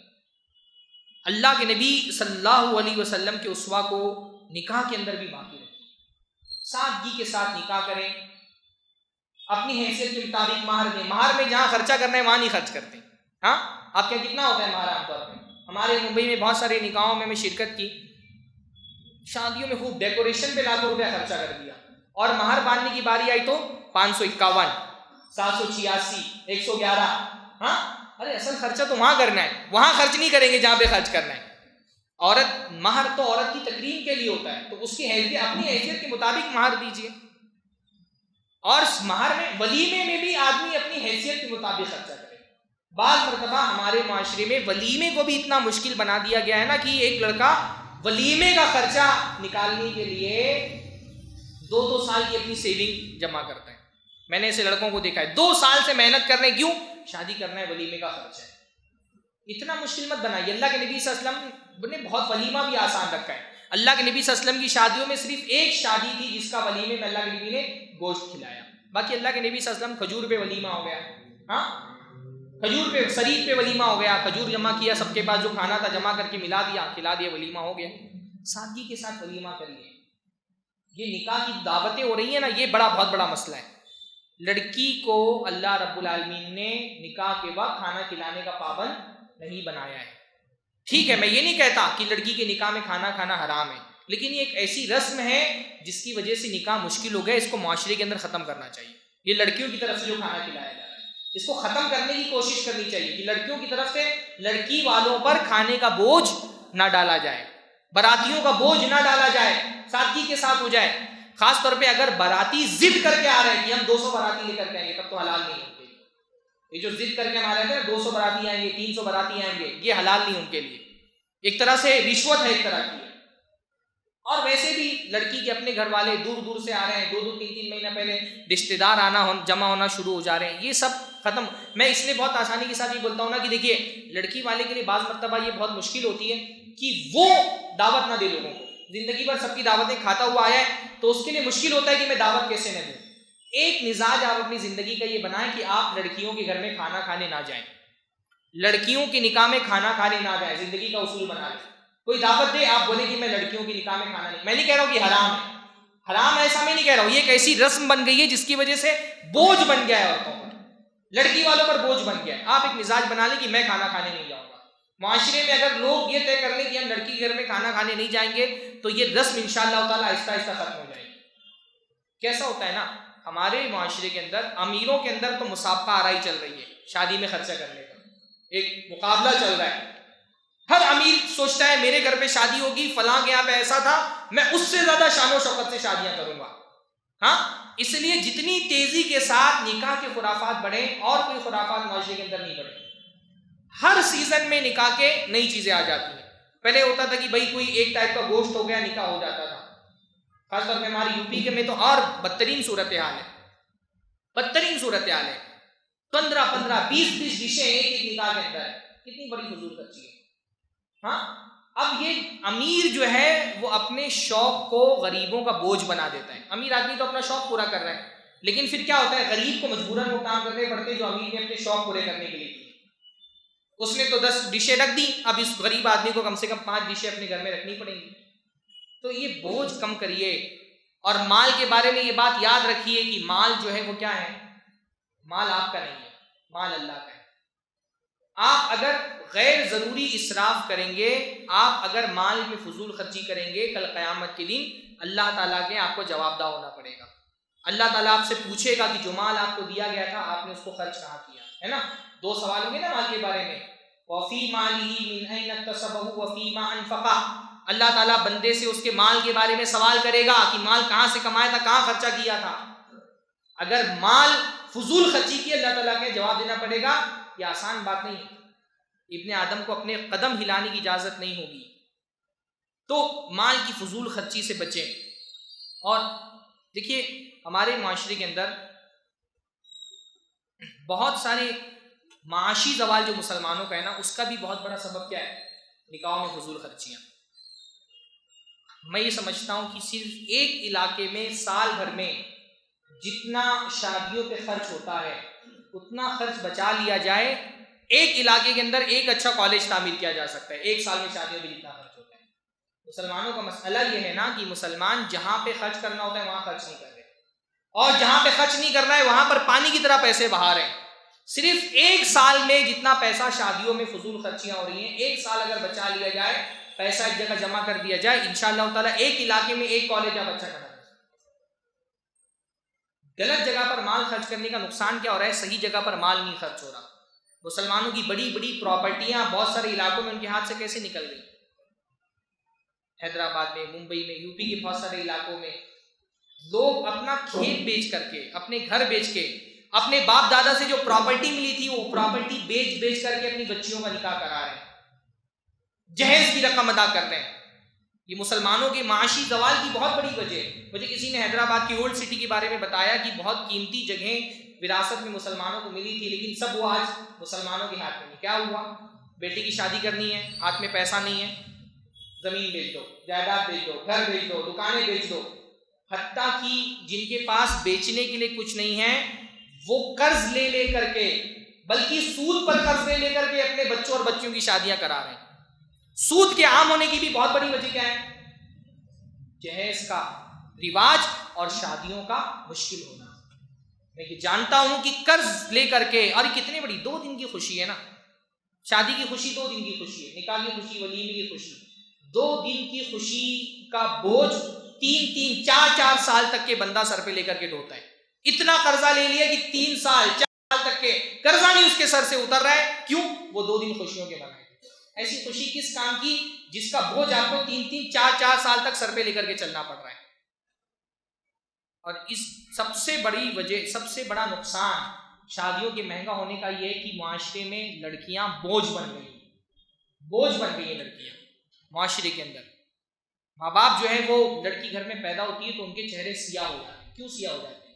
ایک لڑکی پیدا ہوئی، باپ ٹینشن میں آ جاتا ہے، 5 لاکھ کا خرچہ بڑھ گیا. ہاں، ایک لڑکی پیدا ہوئی، 5 لاکھ کا خرچہ بڑھ گیا. اس لیے جس معاشرے کے اندر جہیز عام ہے اس معاشرے کے اندر لڑکیوں کو ماں کے پیٹ میں قتل کر دینے کا رواج بھی عام ہے. ہریانہ میں، پنجاب میں باقاعدہ جو ہے، جو ابارشن سینٹر ہوتے ہیں نا، اس کے باہر بورڈ لگے ہوئے ہوتے ہیں، 5,000 خرچہ کرو 5 لاکھ بچاؤ. ابارشن سینٹر کے باہر اعلان لگا ہوا، 5,000 خرچہ کرو، اگر ماں کے پیٹ میں بچی پل رہی ہے ابارشن کرا دو، 5 لاکھ بچ جائیں گے تمہارے. بچیوں کو پیدا ہونے کے بعد قتل کر دیا جا رہا ہے. ایسے ایسے طریقے میں آپ کو بتا نہیں سکتا ہوں کہ کہیں شیطان آپ کے ذہن میں بھی نہ ڈال دے. کیوں ہو رہا ہے قتل؟ کہ لڑکیاں بوجھ بن گیا ان کا شادی کرنا. اتنا بڑا مسئلہ ہو گیا ان لڑکیوں کے ساتھ. اور یہ اچھا، ہم شادیوں میں اتنی دعوتیں کیوں کرتے ہیں؟ شادیوں میں دعوت کرنے کا مقصد ہوتا ہے رشتہ داروں میں محبت پیدا کرنا. دعوت کیوں کی جاتی ہے؟ محبت پیدا کرنے کے لیے کی جاتی ہے نا. بھائی رشتہ داروں کو دعوت دیں گے تو رشتہ دار آئیں گے، آپس میں کھائیں گے پیئیں گے، ساتھ بیٹھیں گے، محبت پیدا ہوگی. کیا ہماری شادیوں میں رشتہ داروں میں محبت پیدا ہو رہی ہے؟ ہاں، جس طرح شادی میں نکاح ضروری ہے، ولیمہ ضروری ہے، ہر شادی میں ضروری ہے کہ 2 4 رشتہ دار ناراض ہو جائیں. ہر شادی میں کوئی شادی ہمارے معاشرے کے اندر ایسی نہیں ہوتی جس میں 2 4 رشتہ دار ناراض ہوں. ہم سوچتے ہیں کہ ہمارا شان بڑھے گی. کسی کی رشتہ داری میں کبھی شان بڑھی شادی کرنے سے؟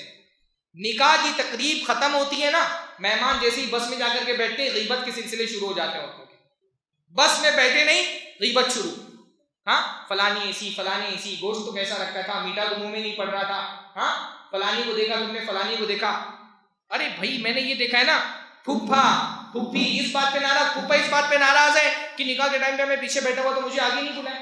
ہاں، بوٹیوں پہ رشتے ٹوٹ جاتے ہیں. بوٹیوں پہ رشتے ٹوٹ رہے ہیں. ان کے پلیٹ میں 3 بوٹی، میرے پلیٹ میں 2 بوٹی. کیسے گوشت دے دیا؟ ہڈی کی کھانی، گوشت تو تھا نہیں میرے پاس. بوٹیوں پہ رشتے ٹوٹ رہے ہیں. ہاں، تو بھائی دعوتوں کا مقصد تو ہوتا ہے رشتوں کو جوڑنا نا. ہمارے یہاں دعوتیں رشتے توڑنے کا سبب بن رہی ہیں، ٹوٹ رہے رشتے اس کی وجہ سے. تو ایسی دعوتوں کا کیا فائدہ؟ اس لیے دیکھیں نکاح کے وقت ہم پڑھتے ہیں نا 3 آیتیں قاضی پڑھتا ہے، اتقوا اللہ. تینوں میں کیا پیغام ہے؟ اللہ سے ڈرو. اس لیے نکاح کے معاملے میں لوگوں سے مت ڈرو. لوگ کیا بولیں گے؟ لوگ تو اپنے آپ کو معبود بنانا چاہتے ہیں. ہمارے سارے سماجی مسائل کا جڑ یہ کہ ہم لوگوں کی نظر میں خود کو اونچا کرنا چاہتے ہیں. جس دن ہمارے ذہن میں آ جائے گا مجھے لوگوں کی نظر میں بڑا نہیں بننا ہے، اللہ کی نظر میں بڑا بننا ہے، سارے مسئلے ختم ہو جائیں گے. سارا مسئلہ یہی پہ آ گیا، لوگ کیا کہیں گے، لوگ کیا کہیں گے. ہاں، لوگوں کی نظر میں میں بڑا بن جاؤں، اور لوگوں کی نظر میں کوئی بڑا نہیں بنتا. تو نکاح آسانیوں کے ساتھ کریں. نکاح میں جو فضول خرچیاں ہیں وہ ختم کریں. تو 3 پیغام تھے میرے نا. پہلا، نکاح کریے. دوسرا، جلدی نکاح کریے. تیسرا، آسانی کے ساتھ نکاح کریے. اور چوتھا، زیادہ سے زیادہ نکاح کریے. ایک نکاح پہ اکتفا مت کریے. ہمارے معاشرے میں کم از کم اتنے مرد دوسری شادی کرنے والے ہونے چاہیے جتنا ہمارے معاشرے کے اندر بغیر نکاح کے عورتیں ہیں. میں نہیں کہہ رہا کہ ہر مرد دوسری شادی کر لے. ہاں نہ، شروع میں تو آپ نے بول دیا کہ جو بھی کہا جائے گا انشاءاللہ تعالیٰ اس پہ عمل کرنے کی اللہ تعالیٰ ہم کو توفیق دے. ہاں، کم از کم اتنے معاشرے کے اندر مرد ہونے چاہیے کہ کوئی عورت بغیر نکاح کے نہ بیٹھے. دیکھیے اسلام میں ایک سے زائد شادی کی اجازت کی اصل حکمت یہ نہیں ہے کہ ہر مرد ایک سے زیادہ شادیاں کر لے. نہ ایسا کسی معاشرے کے اندر ہوگا کہ میں یہاں تقریر کر دیا اور پتہ چلا کہ اگلے مہینے سارے لوگ دوسری شادیاں کر رہے ہیں. ہاں، ہر مرد ایک سے زائد شادی کرے یہ اصل مقصد نہیں ہے. لیکن مقصد دوسری شادیوں کا کیا ہے کہ ہر عورت کا کم از کم ایک شوہر ہو. ہمارے معاشرے کے اندر بہت بڑی تعداد میں لڑکیاں ایسی ہیں جن کو نکاح کے لیے شوہر نہیں مل رہے. معذور لڑکیاں ہیں، کوئی عذر ہے، پیر میں لولی ہیں، لنگڑی ہیں، آنکھوں میں کوئی پرابلم ہے، کانوں میں کوئی پرابلم ہے، ان کے نکاح نہیں ہو رہے. مطلقہ لڑکیاں ہیں، طلاق ہو گئی ہے، گھر میں بیٹھی ہوئی ہیں، ان کو رشتے نہیں مل رہے. کنواری لڑکیاں ہیں 25 کراس کر چکی ہیں، اب 25 لڑکی کراس کر دے اگر کنواری ہے تو اس کے بعد اس کا چانس بہت کم رہ جاتا ہے کہ اس کا نکاح ہو. حتیٰ کہ لڑکے جو 30-32 سال کے ہمارے یہاں ہوتے ہیں وہ بھی شادی کرنے کے لیے 14-15 سال کی لڑکیاں تلاش کر رہے ہوتے ہیں، ہے نا. ان کو 15-16-17 سال کی لڑکی چاہیے. تو لڑکی اگر 25 کراس کر دے تو پھر اس کو مناسب رشتے نہیں مل رہے ہوتے ہیں. خلا لینے والی عورتیں، بیوہ عورتیں، بہت بڑی تعداد میں لڑکیاں ایسی ہیں جو نکاح کی عمر کو پہنچ چکی ہے، ان کو شوہر نہیں مل رہے. میں ہمارے پاس ایک نکاح کے گروپ ہے، میں چلاتا ہوں، آپ کے اورنگ آباد سے بھی بہت سارے رشتوں کے بایو ڈاٹا اس میں آتے ہیں. 40 لڑکیوں کے بایو ڈاٹا آتے ہیں تو ایک لڑکے کا بایو ڈاٹا آتا ہے. ایک دم کنفرم بتا رہا ہوں میں. 40 لڑکیوں کا بایو ڈاٹا آتا ہے تو ایک لڑکے کا بایو ڈاٹا ہے. جس مسجد میں جاؤ، جس علاقے میں جاؤ، میں جانتا ہوں یہاں تقریر کروں گا، اگر میں بتا دوں کہ میں کچھ رشتے لگاتا ہوں تو نماز کے بعد 2-4 لوگ تو ضرور ملیں گے کہ میری بہن ہے اس کا رشتہ لگا دیں، میری بیٹی اس کا رشتہ لگا دیں. واللہ کچھ لوگ میرے پاس آفس میں آ کر کے بیٹھ کر کے رو رہے ہیں کہ مولانا میں پریشان ہو گیا، ایک بہن 35 سال کی، ایک بہن 38 سال کی، رشتہ نہیں ہو رہا ہے. بہت بڑی تعداد میں لڑکیاں ایسی ہیں جن کا نکاح نہیں ہو رہا. کیوں؟ کیونکہ ہمارے معاشرے میں نکاح کے لائق مرد جو ہیں وہ کم ہیں اور نکاح کے لائق عورتیں زیادہ ہیں. اوورآل تناسب لڑکیوں کا کم ہے آبادی میں، لیکن نکاح کے لائق مرد بہت کم ہیں بنسبت نکاح کے لائق عورتوں کے. تو ہر آدمی اگر ایک نکاح پر اکتفا کرے گا معاشرے کے اندر تو کیا ہوگا؟ بہت ساری لڑکیاں ایسی رہ جائیں گی جن کو کوئی شوہر نہیں ملے گا. ہمارے دین نے ایک سے زائد شادی کی اجازت، بلکہ ایک سے زائد شادی کو مستحب اس لیے قرار دیا ہے کہ ہر عورت کو شوہر مل جائے. ساری آپ دلیلیں دے دیتے نا، میں دلیلیں بہت ساری ہیں دوسرے نکاح کے مستحب ہونے کی، ساری دلیلیں دے دیتے ہیں، عورت کو سمجھ میں نہیں آتا. عورت کو سمجھ میں نہیں آتا کہ نکاح کی فضیلت اللہ نے کیوں رکھی ہے. اس کا شوہر مرتا ہے، دوسرے دن سے اس کو سمجھ میں آ جاتا ہے. یہاں شوہر کی وفات ہوئی، دوسرے دن سے اس کو سمجھ میں آ جاتا ہے کہ اللہ تعالیٰ نے شریعت میں اور مرد کو ایک سے زائد شادیوں کی اجازت کیوں دی ہے. تو ایک سے زائد شادیوں کی اجازت اس لیے ہے ہمارے معاشرے کے اندر، اجازت ہی نہیں بلکہ اللہ تعالیٰ نے اصل حکم تو یہی دیا ہے نا کہ 2 شادیاں کرو. اللہ نے کیا فرمایا؟ اللہ تعالیٰ نے فرمایا وَإِنْ خِفْتُمْ أَلَّا تُقْسِطُوا فِي الْيَتَامَى فَانكِحُوا مَا طَابَ لَكُم مِّنَ النِّسَاءِ مَثْنَىٰ وَثُلَاثَ وَرُبَاعَ، کہ اگر تم یتیموں کے ساتھ انصاف نہیں کر پا رہے ہو، ان کے ساتھ عدل نہیں کر سکتے ہو تو کیا کرو؟ شادیاں کرو. کن سے شادیاں کرو؟ فَانكِحُوا مَا طَابَ لَكُم، وہ عورتیں جو تم کو پسند ہیں ان سے نکاح کرو. اچھا ہمارے یہاں کیا کہا جاتا ہے؟ کوئی آدمی کا دوسرا نکاح کر لے تو اس سے سوال کیا جاتا ہے پہلی میں کیا پرابلم تھا کہ دوسری کر لی؟ کیا اللہ تعالیٰ نے یہ کہا کہ پہلی میں کوئی پرابلم ہو تو دوسری شادی کرو؟ اللہ تعالیٰ نے یہ کہا ہے؟ ہاں، اللہ نے دوسرا نکاح کرنے کے لیے یہ شرط نہیں ہے کہ پہلی میں کوئی مسئلہ ہوگا تو دوسری شادی کرنا. یہ کافرانہ سوچ ہے، کافرانہ سوچ ہے کہ پہلی میں کوئی پرابلم ہو تو دوسری کرنا ہے. اللہ تعالیٰ نے کہا کہ پہلی میں پرابلم ہو تو دوسری کرو. اللہ نے کہا جو عورتیں تم کو پسند ہے، پہلی والی پسند ہے. اللہ کے نبی کو حضرت عائشہ نہیں پسند تھی، کتنی خوبیاں تھی، کتنی محبت کرتے تھے حضرت عائشہ سے. تو کیا حضرت عائشہ سے محبت کا یہ تقاضا تھا کہ دوسرا نکاح نہیں کرتے؟ بہت سارے مردوں سے کہا جائے کہ دوسری شادی کرو تو بولے کہ ارے وہ پہلی والی سے میں بہت محبت کرتا ہوں. تو بھائی پہلی والی سے محبت کا یہ مطلب تھوڑی نہ ہے کہ آپ دوسری کر لیں گے تو پہلی کی محبت کم ہو جائے گی. عام تجربہ یہ ہے کہ جو دوسری کرتے ہیں ان کی پہلی کی محبت اور زیادہ بڑھ جاتی ہے. عورتوں کو ڈرنا نہیں چاہیے کہ اگر شوہر نے دوسری کر لی تو میری محبت اور علم بانٹنے سے بڑھتا ہے، گھٹتا نہیں ہے. سمجھ رہے ہیں؟ اب شوہر کی محبت اگر بٹے گی تو کیا آپ کے ایک بچہ ہے، 2 بچہ ہو جاتا ہے تو کیا ہوتا ہے؟ پہلے بچے کی محبت ختم ہو جاتی ہے، بڑھ جاتی ہے. محبت تو بانٹنے سے بڑھتی ہے. یہ مت سوچیں کہ شوہر شادی کر لے گا تو میری محبت بڑھ جائے گی، شوہر کی کم ہو جائے گی. نہیں، بلکہ بہت ساری عورتوں کے اندر بہت ساری اچھی خصوصیات ہوتی ہیں، شوہر اس کو ڈسکور نہیں کر پاتا ہے. کیوں؟ کیونکہ اس کے پاس ایک ہی بیوی ہے. ایک اور شادی جب کر لیتا ہے نا پھر اس کو کمپیئر کرنے کے لیے ایک اور بیوی مل جاتی ہے تو اس کو سمجھ میں آتا ہے اچھا پہلی بیوی کے اندر تو یہ بھی اچھائیاں تھی. جب تک آپ کمپیئر نہیں کریں گے 2 چیزوں میں، کسی چیز کی خصوصیت اور اہمیت سمجھ میں نہیں آئے گی آپ کو. دوسری شادی کرنے والے بہت سارے لوگوں کے بارے میں مجھے تجربہ ہے، دوسری شادی کرتی پہلی بیوی کی محبت جاگ گئی دل کے اندر، بہت ساری اس کی خوبیاں تھی، وہ ویسے اس کو ایکسپلور نہیں کر پا رہے تھے. جب دوسری کر لی تو پتہ چلا کہ اچھا پہلی والی کے اندر یہ بھی خوبی ہے. اللہ نے فرمایا جو عورتیں پسند ہوں، پہلی پسند ہے، دوسری پسند آ گئی اس سے بھی کر لو، تیسری پسند ہے اس سے بھی کر لو، چوتھی پسند ہے اس سے بھی کر لو. فَانكِحُوا مَا طَابَ لَكُم مِّنَ النِّسَاءِ مَثْنَىٰ، پہلے کا 2 کرو یا 3 کرو یا 4 کرو. فَإِنْ خِفْتُمْ أَلَّا تَعْدِلُوا فَوَاحِدَةً، اگر خوف ہے کہ عدل نہیں کر پاؤ تو کیا کرو؟ 1 کرو. تو خوف زدہ رہنے والوں کو اللہ تعالیٰ نے اجازت دی ایک کرنے کی، ایک کی اجازت ہے اور دو کا کیا ہے؟ حکم ہے۔ دو کرنا مستحب ہے، تین کرنا مستحب ہے، چار کرنا مستحب ہے، ہاں، کیونکہ اللہ کے نبی صلی اللہ علیہ وسلم نے بھی زیادہ شادیاں کی نا، تو زیادہ شادیاں کرنا مستحب ہے۔ زیادہ شادیاں کرو گے زیادہ بچے پیدا ہوں گے، زیادہ بچے پیدا ہوں گے زیادہ ثواب ملے گا انشاءاللہ آپ کو۔ بچے کیا ہے، اللہ تعالیٰ نے کیا فرمایا، آدمی مر جاتا ہے تو اس کے اعمال کا سلسلہ بند ہو جاتا ہے، لیکن کون سی چیزیں ہیں جن سے بندے کو ثواب ملتا رہتا ہے مرنے کے بعد بھی؟ اس میں سے کیا ہے؟ ولد صالح یدعو لہ، اگر نیک بچہ آپ چھوڑ کر کے گئے ہیں اور وہ آپ کے لیے دعا کر رہا ہے تو اس کی دعا کا ثواب آپ کو مرنے کے بعد بھی ملتا رہتا ہے۔ اب ایک شادیاں کریں گے تو کتنے بچے ہو جائیں گے؟ 2 بچے 3 بچے۔ ہمارے یہاں تو ایک شادی نہیں ہو رہا ہے نا، ایک کے بعد ابھی نہیں، 2 کے بعد کبھی نہیں۔ مسلمانوں میں بچوں کم بچے پیدا کرنے کا جو مزاج اب بنا ہے کسی زمانے میں نہیں رہا۔ ہاں، ہمارے دو والا مزاج نہیں رہا۔ مسلمانوں کو تو زیادہ بچے، خاص طور پہ ہندوستان میں تم کو اور بچے پیدا کرنے چاہیے۔ ہاں بھائی، زیادہ ووٹر ہوں گے نا ڈیموکریسی میں، جس کے پاس تعداد زیادہ ہے، اس کی طاقت زیادہ ہے، تو زیادہ تعداد ہماری ہونی چاہیے۔ یہ مزاج کی آبادی پہ کنٹرول، یعنی یہ جو ہمارے یہاں بات کہی جاتی ہے نا، یہ جو آج ہندوستان کو پوری دنیا ایک بہت بڑی مارکیٹ کے روپ میں دیکھ رہی ہے، اتنا بڑا انویسٹمنٹ ہندوستان کے اندر آ رہا ہے، سعودی عرب سے اتنا بڑا، شاہ محمد بن سلمان کا اچھا خاصا انویسٹمنٹ انڈیا کے اندر ہے۔ کیوں؟ یہاں کی پاپولیشن کی وجہ سے، یہاں کی آبادی کی وجہ سے لوگ اس کو مارکیٹ دیکھ رہے ہیں، یہاں پہ ہیومن ریسورسز اتنے ہیں، نوکری کے ذرائع اتنے ہیں۔ آج چائنا دنیا کا سپر پاور بنا ہوا ہے، کیوں؟ اس کی آبادی کی وجہ سے۔ تو آبادی زیادہ ہونا معیشت پر بوجھ نہیں ہوتا، یہ ایک مت ہے جو لوگوں کے دماغ میں ڈال دیا کہ زیادہ آبادی سے معیشت کمزور ہوتی ہے۔ زیادہ آبادی سے معیشت مضبوط ہوتی ہے، اکانومی مضبوط ہوتی ہے، اور پولیٹیکل طاقت بھی آپ کو زیادہ ہے۔ ڈیموکریسی میں تو آپ کی ساری سیاسی قوت آپ کی تعداد کے اضافے سے ہوتی ہے، تو زیادہ بچے پیدا کریے، ہماری شریعت نے اس کو حکم دیا ہے۔ دنیا میں بھی اس کے بہت سارے فوائد ہیں، آخرت میں بھی فوائد ہیں، اور فوائد کب حاصل ہوں گے؟ جب آپ زیادہ سے زیادہ نکال کریں گے۔ اور میں فَإِنْ خِفْتُمْ، اگر تم کو ڈر ہو، کیا پتا چلا کہ عدل کا خوف ہے کہ نہیں ہے؟ کس کو، کون طے کرے گا؟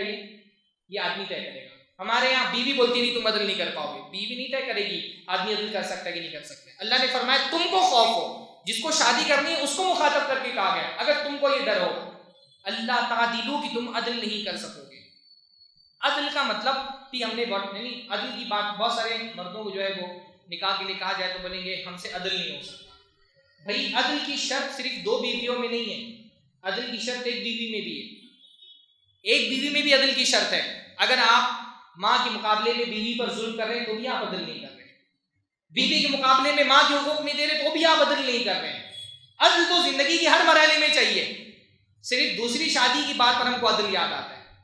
حالانکہ دوسری شادی میں تو اللہ تعالیٰ نے بہت کچھ تخفیف رکھی ہے آپ کے لیے، بہت کچھ آسانیاں رکھی ہے۔ اللہ تعالیٰ نے فرمایا کہ تم طاقت بھی لگا دو تو آخری حد تک عدل نہیں کر سکتے، تو اتنا زیادہ ناانصافی مت کرو کہ ایک بیوی کو لٹکتا ہوا چھوڑ دیا ہے۔ تو اللہ کے بندوں زیادہ سے زیادہ شادیاں کرو، اور ایک مسئلہ یہ بھی یاد رکھیں کہ تعدد، ایک سے زیادہ شادیاں کرنا یہ ہمارے دین کا حکم ہے۔ ٹھیک ہے، آپ اپنے اندر طاقت نہیں پاتے، آپ بزدل ہیں، آپ ایک سے زیادہ شادیاں نہیں کر رہے، کوئی بات نہیں، لیکن معاشرے میں ایک سے زیادہ شادیوں کو عیب اگر کوئی سمجھتا ہے تو وہ کفر کے درجے تک پہنچ سکتا ہے۔ شریعت کے کسی حکم کو اگر کوئی ناپسند کرتا ہے تو یہ کفر ہے۔ کوئی عورت اپنے شوہر کے بارے میں فطری طور پہ یہ نہیں چاہ رہی کہ وہ دوسری شادی کرے، چلیے وہ اس کی غیرت ہے، اس حد تک کہ شریعت اجازت دیتی ہے، شریعت یہ بھی پابندی نہیں لگا دی کہ آپ کے شوہر نے دوسری شادی کر لی تو آپ کو تکلیف نہیں ہونا چاہیے، ظاہر سی بات ہے عورت کو تکلیف ہوگی، شریعت اتنی پابندی نہیں لگاتی۔ لیکن کوئی عورت دوسری شادی کو ہی برا سمجھنے لگے، اس کو ناپسند کرنے لگے، بطور دین اس کی مخالفت کرنے لگے، یہ کفر ہو جائے گا۔ ذالک بانہم کرہوا ما انزل اللہ فاحبط اعمالہم، یہ ایسا کیونکہ جن لوگوں نے اللہ رب العالمین کی شریعت کو ناپسند کیا، اللہ تعالیٰ نے ان کے اعمال کر دیے ضائع کر دیے۔ جو اللہ تعالیٰ کی شریعت کو ناپسند کرے گا وہ کفر کے درجے میں چلا جائے گا۔ بہت سارے مرد بھی جو ہے ہمارے معاشرے میں شادیوں کی مخالفت کرتے ہیں۔ اچھا، ہماری ایک بات یہ بھی کہی جاتی ہے کہ دوسری شادی سنت ہے۔ ہر آدمی کے لیے دوسری شادی سنت نہیں ہوتی ہے، کبھی کبھی کسی آدمی کے لیے دوسری شادی واجب ہو جاتی ہے۔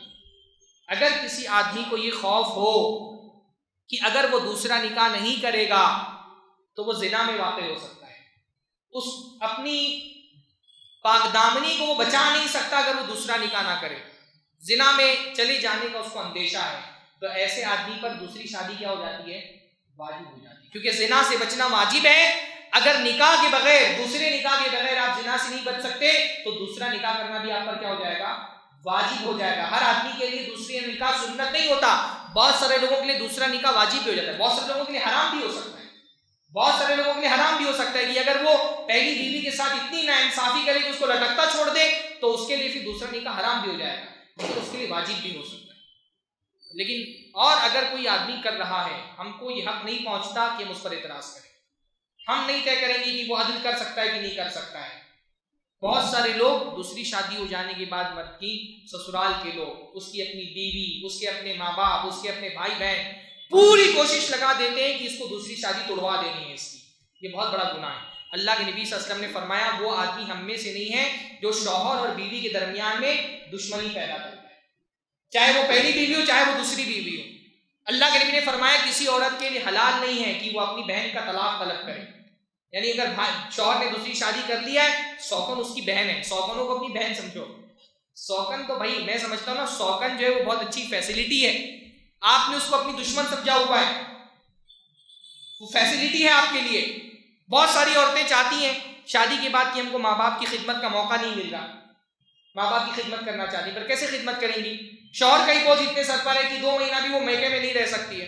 شادی کرا دو، شوہر کی سب سے آسان کام ہے، اس کی دوسری شادی کرا تو جاؤ 2 مہینہ 4 مہینہ میکے میں بیٹھے ہو، اعتراض نہیں کرے گا۔ بہت ساری خواتین ہیں داعیہ عالمہ دعوت کا کام کرنا چاہتی ہیں، پر شوہر کی اور بچوں کی ذمہ داریاں اتنی سر پر ہے کہ ان کے پاس موقع ہی نہیں ہے۔ عالمہ عورتوں کو، داعیات کو تو خاص طور پہ اپنے شوہروں کی دوسری شادی کرانی چاہیے۔ بھائی شوہر کی شادی کراؤ، آدھا بوجھ اس کا سر سے تمہارے اتر جائے گا، جو ٹائم تمہارے پاس بچے گا دعوت میں لگاؤ، علم میں لگاؤ۔ بہت ساری عورتیں عبادت کرنا چاہتی ہیں لیکن شوہر کا اتنا کام ہوتا ہے اس کے کپڑے دھلنا ہی نہیں۔ ہمارے معاشرے کے اندر شوہر بہت زیادہ ڈیپینڈ ہوتا ہے نا بیویوں پر، کھانا کپڑا ہر چیز تو بیوی سے طلب کرتا ہے، اپنی لنگی تک نہیں کھنگال سکتا، وہ بھی بیوی کھنگال کر کے دیتی ہے۔ تو دوسری شادی کرا دو، اس کے بعد تمہارے پاس ٹائم ہی ٹائم ہے، اس کو عبادت میں لگاؤ، اس کو دعوت میں لگاؤ، اس کو علم میں لگاؤ، معاشرے کے اندر خیر پھیلانے میں لگاؤ، ماں باپ کی خدمت میں لگاؤ۔ دوسری سوکن بہت اچھی فیسلٹی ہے۔ ہم نے نہ صرف ازواج مطہرات کی لڑائیوں والی حدیثیں ہم کو سنائی گئی، غیرت والی حدیثیں سنائی گئی، ازواج مطہرات کی آپس میں بہت محبت بھی تھی، اللہ کے نبی کی بیویوں کی آپس میں بہت محبت تھی، ہاں آپس میں ہنسی مذاق کرتے تھے۔ اللہ کے نبی صلی اللہ علیہ وسلم نے غالباً جب حضرت زینب سے شادی کی تو اللہ کے نبی صلی اللہ علیہ وسلم ساری بیویوں کے پاس گئے ولیمہ کھلانے کے بعد، اور ہر بیوی نے کیا کہا؟ دعا دی کہ اللہ تعالیٰ آپ کو برکت دے نکاح میں، اور پوچھا کیف وجدت زوجتک، اللہ کے نبی صلی اللہ علیہ وسلم آپ نے اپنی بیوی کو کیسا پایا؟ خوش، مطلب اللہ کے نبی صلی اللہ علیہ وسلم کو دعائیں دے رہی ان کی بیویاں شادی کرنے کے بعد۔ ہاں ہمارے بددعاؤں کا سلسلہ شروع ہو جاتا ہے اگر آدمی دوسری شادی کر لی۔ جہاد بناتے نا، شادی جیسے آسان امر کو اتنا مشکل کر دیا گیا ہے کہ آدمی بعض مرتبہ بدکاری میں عافیت سمجھنے لگتا ہے کہ زنا کر لوں وہ عافیت کس سے کہ میں نکاح کروں، اور ہمارے معاشرے میں زنا کرنے والے کو اتنا برا بلا نہیں کہا جاتا جتنا نکاح کرنے والے کو۔ حالانکہ اللہ تعالیٰ نے کیا فرمایا؟ والذین هم لفروجهم حافظون الا علی ازواجهم او ما ملکت ایمانهم فانهم غیر ملومین، کہ جو اپنے شرمگاہوں کی حفاظت کرتے ہیں اور اپنی ضرورت صرف بیویوں سے پوری کرتے، یا ان کی جو زمانے میں لونڈیاں ہوتی تھیں وہ تو نہیں دیکھے اب ہمارے زمانے میں، صرف بیویوں سے ضرورت پوری کرتے فانهم غیر ملومین، تو ان پر کوئی ملامت نہیں۔ اللہ نے ان کو سرٹیفکیٹ دے دیا کہ اگر ایک شادی تھی 2 شادیاں کر لی، 3 کر لی، 4 کر لی، اللہ کی طرف سے اس کو سرٹیفکیٹ مل گیا کہ اس پر ملامت کرنے کا کسی کو حق حاصل نہیں ہے۔ پر ہمارے معاشرے کے اندر اس لیے یعنی یہ بھی سمجھیے کہ دوسری شادی کرنے والے نا مجاہد ہیں، جو دوسری شادی کرنے کے بعد ان کو تکلیفیں پیش آ رہی ہیں اس پر وہ صبر کرے، انشاءاللہ تعالیٰ اس صبر پر بھی ان کو ثواب ملے گا۔ دوسری شادی میں بہت ثواب ہے، یعنی اللہ تعالیٰ نے کیا فرمایا؟ بیوی کے منہ میں، اللہ نے فرمایا بیوی کے منہ میں جو لقمہ ڈالتے اس پر بھی تم کو ثواب ملتا ہے۔ تو ایک بیوی کے منہ میں ایک بیوی کو کتنا کھلا دو گے بھائی؟ ہاں 4 بیویوں کو کھلاؤ گے 4 بیویوں کا ثواب ملے گا۔ اور کمارے سوچیں وہ ایک بیوی کو بھی نہیں کھلا رہے، ایک بیوی کو بھی کھلانے کا ثواب نہیں مل رہا، حتیٰ کہ اللہ کے نبی صلی اللہ علیہ وسلم نے کیا فرمایا؟ تم اپنی ضرورت پوری کرنے کے لیے بیوی کے پاس جاتے ہو اس پر بھی تم کو ثواب ملتا ہے۔ اب جو ایک بیوی کے پاس جا رہا ہے اس کو ایک ہی بیوی کا ثواب مل رہا ہے، اور جو 4 بیویوں کے پاس جا رہا ہے الحمدللہ اس کو 4 بیویوں کا ثواب مل رہا ہے۔ تو زیادہ بیویوں میں اللہ تعالیٰ نے بہت برکت رکھی ہے، امت میں بہت خیر رکھا ہے، کم از کم ہمارے معاشرے کے اندر اتنے بہادر لوگ ہونے چاہیے جتنے ہمارے معاشرے کے اندر مطلقہ بیوہ عورتیں پریشان ہیں، ڈپریشن کا شکار ہیں. کتنی ساری مطلقہ بیوہ عورتیں وہ جسم فروشی تک پہ مجبور ہو جاتی ہیں، ارتداد کے شکار ہو رہی ہیں ایسی مطلقہ بیوہ عورتیں، کیونکہ کوئی ان کو نکاح کرنے کے لیے ہمارے معاشرے کے اندر نہیں مل رہا ہے. ان کو بچانا ہے تو معاشرے کے اندر ایسے افراد ہونے چاہیے جو ایک سے زائد شادیاں کریں، ان لڑکیوں کا ہاتھ تھامیں. عورتوں کو یہ سمجھنا چاہیے، میں نہیں کہتا کہ عورتوں کو جو ہے وہ تکلیف نہیں ہوگی، تکلیف تو ہوگی، لیکن آپ بتائیے آپ کے شوہر کا انتقال ہو جائے تو آپ کیا سوچ کے صبر کرتے ہیں؟ یہ اللہ تعالیٰ کا حکم تھا، اللہ تعالیٰ کی مرضی تھی، اللہ تعالیٰ کی قضا تھی، اللہ رب العالمین نے اس کی موت رکھی تھی، ہو گئی، میں اللہ کے حکم سے راضی ہوں. بیوہ عورت یہ سوچ کے صبر کرتی ہے نا، جیسے اللہ کے کونی حکم سے آپ راضی ہو جاتے ہیں ویسے اللہ کے شرعی حکم سے آپ راضی ہو جائیں. یہ تکلیف تو ہے شوہر نے دوسری شادی کر لی، لیکن اللہ کی شریعت کے مطابق کی ہے تو میں اللہ تعالیٰ کی شریعت کے حکم سے راضی ہوں. ہمارے یہاں مسلم پرسنل لا بورڈ دستخط مہم چلی تھی آپ کیا کہ نہیں؟ دستخط مہم، کیا دستخط مہم تھی؟ کہ عورتیں دستخط کر رہی تھی کہ ہم کو شریعت کے حکم سے کوئی اختلاف نہیں ہے، ہم شریعت کے حکم سے راضی ہیں. دستخط کرنا کافی نہیں ہے. اگر آپ کو مسلم پرسنل لا بورڈ کی حفاظت کرنی ہے، مسلم پرسنل لا کی حفاظت کرنی ہے، اپنے شوہروں کی دوسری شادی کراؤ اور ثبوت دو کہ ہم کو شریعت کے حکم سے کوئی پرابلم نہیں ہے. تو دستخط کرنا کافی نہیں، دستخط کرنا تو بہت آسان ہے. اگر واقعتاً آپ شریعت کے حکم سے مطمئن ہیں، آپ کو شرعی احکام سے کوئی پرابلم نہیں ہے نا، اپنے شوہروں کی شادیاں کرائیں اور بولیں کہ ہم کو شریعت کے حکم سے کوئی پرابلم نہیں. آپ دیکھیے جو دوسری شادی کا مسئلہ ہے نا، بہت 3 طلاق کے بعد سب سے زیادہ ٹارگیٹ بھی یہی مسئلہ ہے، اور بہت ممکن ہے کہ کچھ سالوں کے اندر، بلکہ میرے خیال سے جو پٹینشن اس کے خلاف داخل کیا گیا ہے اور جو بینچ ہے قانون سازی کی اس کے پاس یہ مسئلہ زیر سماعت ہے، تو بہت ممکن ہے کہ آگے چل کر کے دوسری شادی کے حکم پر بھی ہندوستان کے اندر پابندی لگا دی جائے. اس سے پہلے کی پابندی لگا دی جائے دوسری شادی کر لیں، زیادہ ٹائم نہیں ہے اپنے پاس، سمجھ رہے ہیں؟ اس سے پہلے کی حکومت کی طرف سے 3 طلاق کی طرح اس پر بھی پابندی لگا دی جائے، دوسری شادی کر لو. تھوڑا آسان نہیں، مشکل ہے ہاں، لیکن مشکل چند دنوں کی ہے، راحت ہے زندگی بھر کی انشاءاللہ تعالی. ورنہ بوڑھے ہو جاؤ گے، بیوی کو موت ہو گئی، پھر ہمارے معاشرے میں آپ کو دوسری شادی نہیں کرنے دے گا کوئی، ہے نا. یہ بھی مسئلہ ہے نا، بیوی کی اگر موت بڑھاپے میں ہو جاتی ہے پھر شوہر کے لیے دوسری زندگی بھر بیوی بولتی ہے میں مر جاؤں گی پھر دوسری کر لینا، وہ مر جاتی ہے بڑھاپے میں، پھر بچے دوسری نہیں کرنے دیتے کہ ابا دوسری کر لیں گے تو پراپرٹی تقسیم ہو جائے گی، تو بیچارہ ایسے رہ جاتا ہے. تو بچوں کو، بیویوں کو اپنے سر پر مالک مت بنائیں. اللہ تعالیٰ نے جس چیز کی اجازت دی ہے حلال کریے. دیندار آدمی کا مسئلہ یہ ہے نا کہ اس کو حرام سے بھی بچنا ہے، عوام سے بھی بچنا ہے. اور جو بے دین آدمی ہے نا وہ حرام سے بچ رہا ہے، نہ عوام سے بچ رہا ہے، نہ اس کو عوام کی فکر ہے نہ حرام کی فکر ہے.